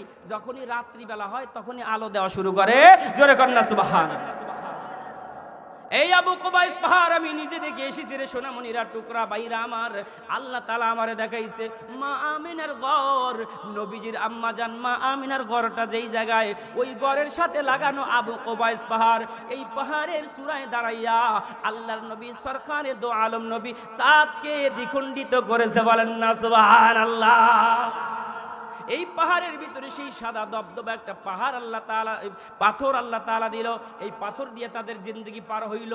তারপরে খেলাফত বাদশা পার করছে। পর্যায়ক্রমে খিজির আলাইহিস সালাতু ওয়াস সালামের মাধ্যমে জুলকারনাইনের এলাকা পর্যন্ত এই পাথর চলে এসেছে। চিল্লায়ে বলেন না সুবহানাল্লাহ। এরপরে সেই পাথরটা ম্যানেজ করে কিছু পুলিশ মিলিটারি সাথে নিয়া, এ বন্ধু গভীর মনোযোগ দিয়ে কথাগুলা শুনতে হবে। পুলিশ মিলিটারির সাথে নিয়ে বাদশাহ জুলকারনাইন চলে গেল সেই পাহাড়ের গুহায়। যাওয়ার পরে পাহাড়ের ভিতরে ঢুকলেন, দুইজন মন্ত্রীকে সাথে নিলেন, বাকি পুলিশ মিলিটারিদেরকে বাড়িতে পাঠিয়ে দিলেন। দুইজন মন্ত্রীকে সাথে নিলেন, খিজির আলাইহিস সালাম এবং লোকমান, দুইজন বুদ্ধিমান মন্ত্রীর সাথে নিয়ে গুহার ভিতরে ঢুকে গেলেন। এইদিকে খিজির আলাইহিস সালাম পাথরটা গুহা কি বলে আপনার প্যান্টের প্যাচের ভিতরে রাখছে, পকেটে রাখছে, গুহার ভিতরে ঢুকে গেছে, কিন্তু তাদের মনে নাই এই আলো বা এই পাথর বের করার জন্য। যারা বলেন যিনি ভুলাই দিয়েছেন তিনি কে? এই পাথর বের করার কথা যিনি ভুলাই দিয়েছেন তিনি কে? আল্লাহ। বন্ধুরা আমার, ভাইয়েরা আমার, গভীর মনোযোগ। এইবার খিজির আলাইহিস সালাম গুহার ভিতরে ঢোকার পরে দেখা গেল বাদশা গেছে একদিকে, লোকমান হাকিম গেছে আর একদিকে। অল্প সময়ের ভিতরে সবাই হারায় গেছে, কারো সাথে কারো দেখা হয় না। এদিকে বাদশা এক জায়গায় আটকে গেল, এদিকে লোকমান হাকিম যে এক গুহার ভিতরে আটকায় গেছে। গুহার ভিতরে অনেকগুলো রাস্তা থাকে, কক্ষ থাকে। তো এবার খিজির আলাইহিস সালাম সোজা হাঁটতে হাঁটতে এক সময় এক জায়গায় যায় মনে হইল, আইরে বাদশারও শব্দ পাই না, লোকমান হাকিমেরও শব্দ পাই না, এরা গেল কোথায়? লক্ষ্য কইরা দেখলো এরা তার আশেপাশে নাই, ডাকাডাকি কইরাও পাওয়া যায় না, মানে এদেরকে রাইখা এক একজন বিচ্ছিন্ন হয়ে বিভিন্ন গুহায় আটকা পড়লো। লোকমান হাকিম এক গুহায়, জুলকারনাইন বাদশাহ এক গুহায়। এবার খিজির আলাইহিস সালাম সামনে যায় হাঁটতে হাঁটতে এমন একটা জায়গায় বসলো, যে জায়গার ভিতরে আবে হায়াত পানি পাওয়া যায়। চিল্লায় কোন সুবহানাল্লাহ বলবো না, শেষ করে দেব। ভাই না আমার, বন্ধুরা আমার, বিরক্ত হবেন না, প্রত্যেক দিন আসি না, একটা বার সুযোগ করে দিল আমার প্রিয় কলিজার টুকরা বড় ভাই সিরাজুল ভাই, শাহাদত ভাই, এরা যোগাযোগ করে আমার আনছে, আপনারা কিন্তু আনেন নাই। এরে বন্ধু, এই জন্য মনে রাখবেন, ভালো মানুষের সাথে থাকলে ভালো হওয়া যায়, আলেমকে মোহাব্বত করলে আলেমের সাথে জান্নাত যাওয়া যায়। আমার প্রিয় ভাই সিরাজুল, আমার প্রিয় ভাই মতিউর রহমান ভাই আর শাহাদত ভাইকে আল্লাহ কবুল করুক, জোরে বলেন না আমিন। এরে ভাই, এর আগে একবার মাহফিলে আসছিলাম, আমার মতিউর রহমান ভাইয়ের আম্মা জান বেঁচে ছিল, আজকে তিনি দুনিয়াতে নাই, কবরে গেছে। আর আজকে যদি বেঁচে থাকতো, বুকের ভিতরে টেনে নিয়ে আদর করতো, কত কিছুর আয়োজন না করতো। দোয়া করি আমার প্রিয় ভাইয়ের আম্মা জান মতিউর রহমান ভাইয়ের আম্মা জানকে আল্লাহ জান্নাতের মেহমান বানায় নেক, বলে না। কতবার আইছিলাম, কত আদর করছে, আল্লাহ তাকে দুনিয়া থেকে তুলে নিছে, দোয়া করছি, অত্যন্ত ভালো ছিল, আল্লাহ তারা জান্নাতে রাখুক, জোরে কোন আমিন। এরে বন্ধুরা আমার, খিজির আলাইহিস সালাম যেই জায়গার ভিতরে বসে, দেখা যায় পানি কল কল করতেছে। হঠাৎ করে মনে পড়ে গেল, হারে বাদশা যে আমার কাছে পাথর রাখছিল, পাথর বের করলেই তো আলো হয়ে যাইতো, কেউ হারায় যাইতো না। হঠাৎ করে পাথর বের করে দেখে আবে হায়াতের পানি সবে মাত্র কিনারায় চলে এসেছে। এইবার আবে হায়াতের পানি যেহেতু কিনারায় চলে আসছে, তিনি একবার এক চল হাতের ভিতরে নিয়ে এবার খোঁজা শুরু করে দিল যে বাদশা মহোদয় কোথায়? খাওয়ার কথা বাদশা, তাই বাদশাকেই খাওয়াইতে হবে, আমার খাওয়ার কথা না। এবার আমি যদি খেয়ে ফেলি তাহলে বাদশা আমার গরদান রাখবে না, ঠিক কিনা? কারণ ওই মন্ত্রী তো বাংলাদেশের মন্ত্রীদের মতো না, ঠিক কিনা বলেন? বাংলাদেশের মন্ত্রীরা যা পাইছে সব খাইছে, ঠিক কিনা? যা পাইছে ভাই সব খাইছে, এবং কি ফকিরদের ভিক্ষুকের টাকার উপর একটা ট্যাক্স বসাইছিল, আছে না নাই? ফকির সারাদিন ভিক্ষা করে, বিকেলে যায় তাদেরকে ট্যাক্স দিতে হয়েছে, আছে না না? এ বন্ধুরা আমার, বাংলাদেশের মন্ত্রীদের মতো তারা নয়। এবার খিজির আলাইহিস সালাম প্রধানমন্ত্রী হওয়ার পরে তিনি এইবার বাদশার জন্য পানি নিয়ে ঘুরতেছে। বাদশা, আপনি কোথায় আছেন? আপনার জন্য পানি নিয়ে ঘুরতেছি, আপনি একটু দেখা দেন। ঘুরতে ঘুরতে কোথাও পায় না, আর হাতের ভিতরে পানিও তো বেশিক্ষণ থাকে না। রে বন্ধুরা আমার, ভাইয়েরা আমার, আপনি যদি এইখানে এক চল পানি নিয়ে এইখান থেকে আপনি যদি রেল স্টেশন পর্যন্ত যাইতে চান, বলুন তো দেখি হাতের ভিতরে কি পানি থাকবে? না না রে বন্ধু, না, হাতের ভিতরে পানি থাকবে না, পানি কিন্তু পড়ে যাবে। এই জন্য ভালো করে গভীর মনোযোগ দেন। খিজির আলাইহিস সালাম হাতের ভিতরে পানি নিয়ে ঘুরতেছে, এইদিকে পানিও চলে যাইতেছে। এক পর্যায়ে বাদশাকে খুঁজতে খুঁজতে যায়, দেখে বাদশা নাই। অল্প একটু হাতের সাথে আটা মাটা হয়ে ছিল, ওইটুকুন চেটে খেয়ে নিয়েছে। যেহেতু পড়েই যাইতেছে, বাদশা না পাইলো নাই, তবে অল্প একটু হলো আমি খায়া ফায়দা নেই। এই জন্য খিজির আলাইহিস সালাম পানিটুকুন চেটে খেয়েছিল। আল্লাহ তাআলা তারে এখনো জীবিত রাখছে, কিয়ামত পর্যন্ত জীবিত রাখবে। কিয়ামতের পরে আল্লাহ তাআলা তাকে বের করবে। এরপরে পানি যখন খেয়ে নিছে তারপরে দেখে বাদশাহ একটা গুহার ভিতরে আটকে আছে। বাদশাকে বের করে নিয়ে আসলো, লোকমান হাকিমকে বের করে নিয়ে আসলো। সবাই মিলে বের হয়ে আবার সেই গুহার কাছে গেল, ওই পানির নহরের কাছে গেল। যাওয়ার পর দেখে আর পানির কোনো জোয়ার নাই। শেষ পর্যন্ত বাদশাহ মনক্ষুণ্ণ হইয়া অনেক কষ্ট পায়া বাড়ির দিকে ফিরে আসলো। কিছুদিন পর মারা গেল। সব কিছু রাইখা তিনি চলে যাচ্ছে, সন্তানদেরকে বলছে, বাবারে আমি তো যাই হোক এই দেশের প্রেসিডেন্ট ছিলাম 1600 বছর, তো মরে যেহেতু যাইতেছি আমার অনেক কিছু আছে, কোনো কিছুর কমতি নাই। দুইটা হাত তোরা আমার কি বলে কাফনের বাইরে বার করে রাখিস। কিসের বাইরে? আস্তে কোন কিসের বাইরে?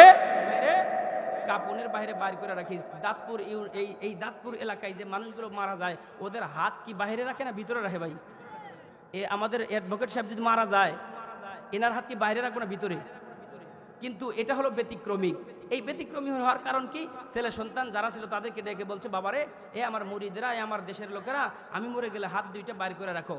হ্যাঁ, এই কাজ করা হলো। উনি যখন মারা গেল হাতগুলা বের করে ওর এলাকা দিয়ে জুলকারনাইন বাদশার দেশ দিয়ে তাকে ঘুরাইয়া কবরস্থানে নিয়ে যাইতেছে। এইবার এলাকার মানুষেরা ডাক দিয়ে বলতেছে, দেখো দেখো বাদশাহ জুলকারনাইন মরে গেছে, বেঁচে থাকতে যে এরকম টোল ট্যাক্স নিয়েছে, কর নিয়েছে, দেখো দেখো বাদশাহ মরে যাইতেছে, কবরের ভিতরে কবরে যাইতেছে, খাটিয়াতে চড়ে চড়ে কবরে যাইতেছে। দেখো বাদশাহ হাত বের করে রেখেছে ট্যাক্স আর টোল নেওয়ার জন্য। আমার কথা বুঝে থাকলে বলেন, আসলেই কি তিনি টোল ট্যাক্স নেওয়ার জন্য হাত বের করে রেখেছে? তার এলাকার মানুষেরা, তার প্রিয়জনেরা, আপনজনেরা বলতেছে সে টোল ট্যাক্স নেওয়ার জন্য হাত বের করে রাখে নাই। মানুষদেরকে বুঝাইতে চাইলো, দেখো বাঁচতে চাইছিলাম অনেক বছর, কোনোভাবেই বাঁচা সম্ভব হয় নাই। আহারে টাকা পয়সার কোনো অভাব নাই। মা বোনেরা গভীর মনোযোগ দিয়ে শুনবেন। আহারে টাকা পয়সার কোনো অভাব নাই। শেষ পর্যন্ত বাদশা খালি হাতে কবরে যাইতেছে, সাদা কাপনের কাপন পরে এই কথা বলে আর তাকে কবরের দিকে নিয়ে যায়। আহারে বাদশার কোনো কিছুর কমতি নাই, সৈন্য সামন্তের কমতি নাই, টাকা পয়সার কমতি নাই, ব্যবসা বাণিজ্যের কমতি নাই, ছেলে মেয়ের কমতি নাই, পুলিশ প্রটোকলের কমতি নাই, আরে জামা কাপড়ের কমতি নাই, বাড়ি গাড়ির কমতি নাই, সব আছে। কিন্তু বাদশা আজকে খালি হাতে কবরে যাইতেছে। জোরে কথা কোন ঠিক কিনা? এলাকার মানুষদেরকে বলতেছে তিনি টোল ট্যাক্স নেওয়ার জন্য, কর নেওয়ার জন্য হাত বের করে রাখে নাই।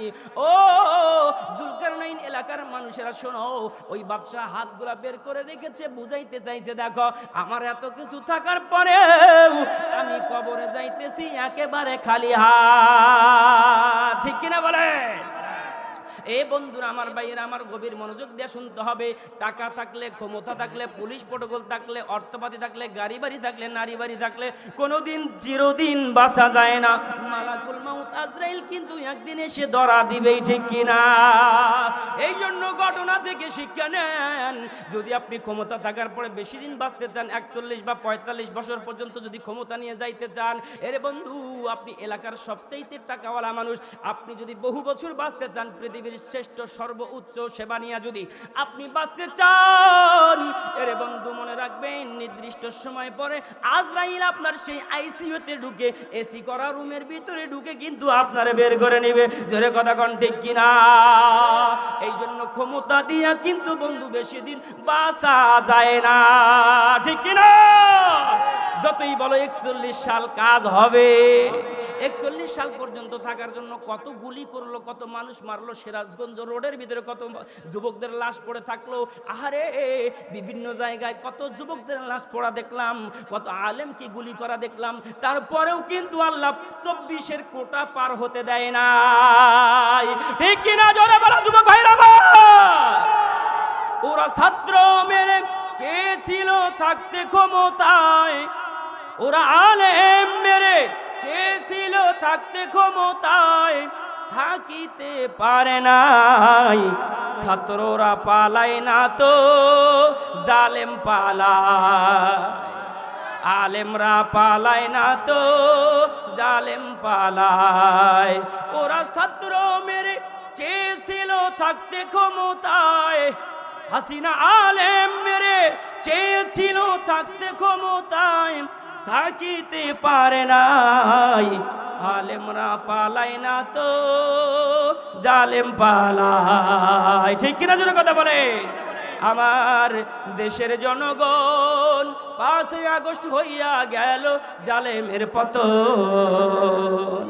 আমার দেশের জনগণ 5ই আগস্ট হইয়া গেল জালেমের পতন। সময় ছিল 45 মিনিট, গণভবন না সারিলে হইতো রে ফিনিশ। সময় ছিল 45 মিনিট, গণভবন না সারিলে হইতো রে ফিনিশ। গণভবনে ইঁদুরের গর্ত নাই, পালাবি কোথায়? শেষে দিল্লি চলে যায়, আলেমরা পালাই না রে, জালেম পালা।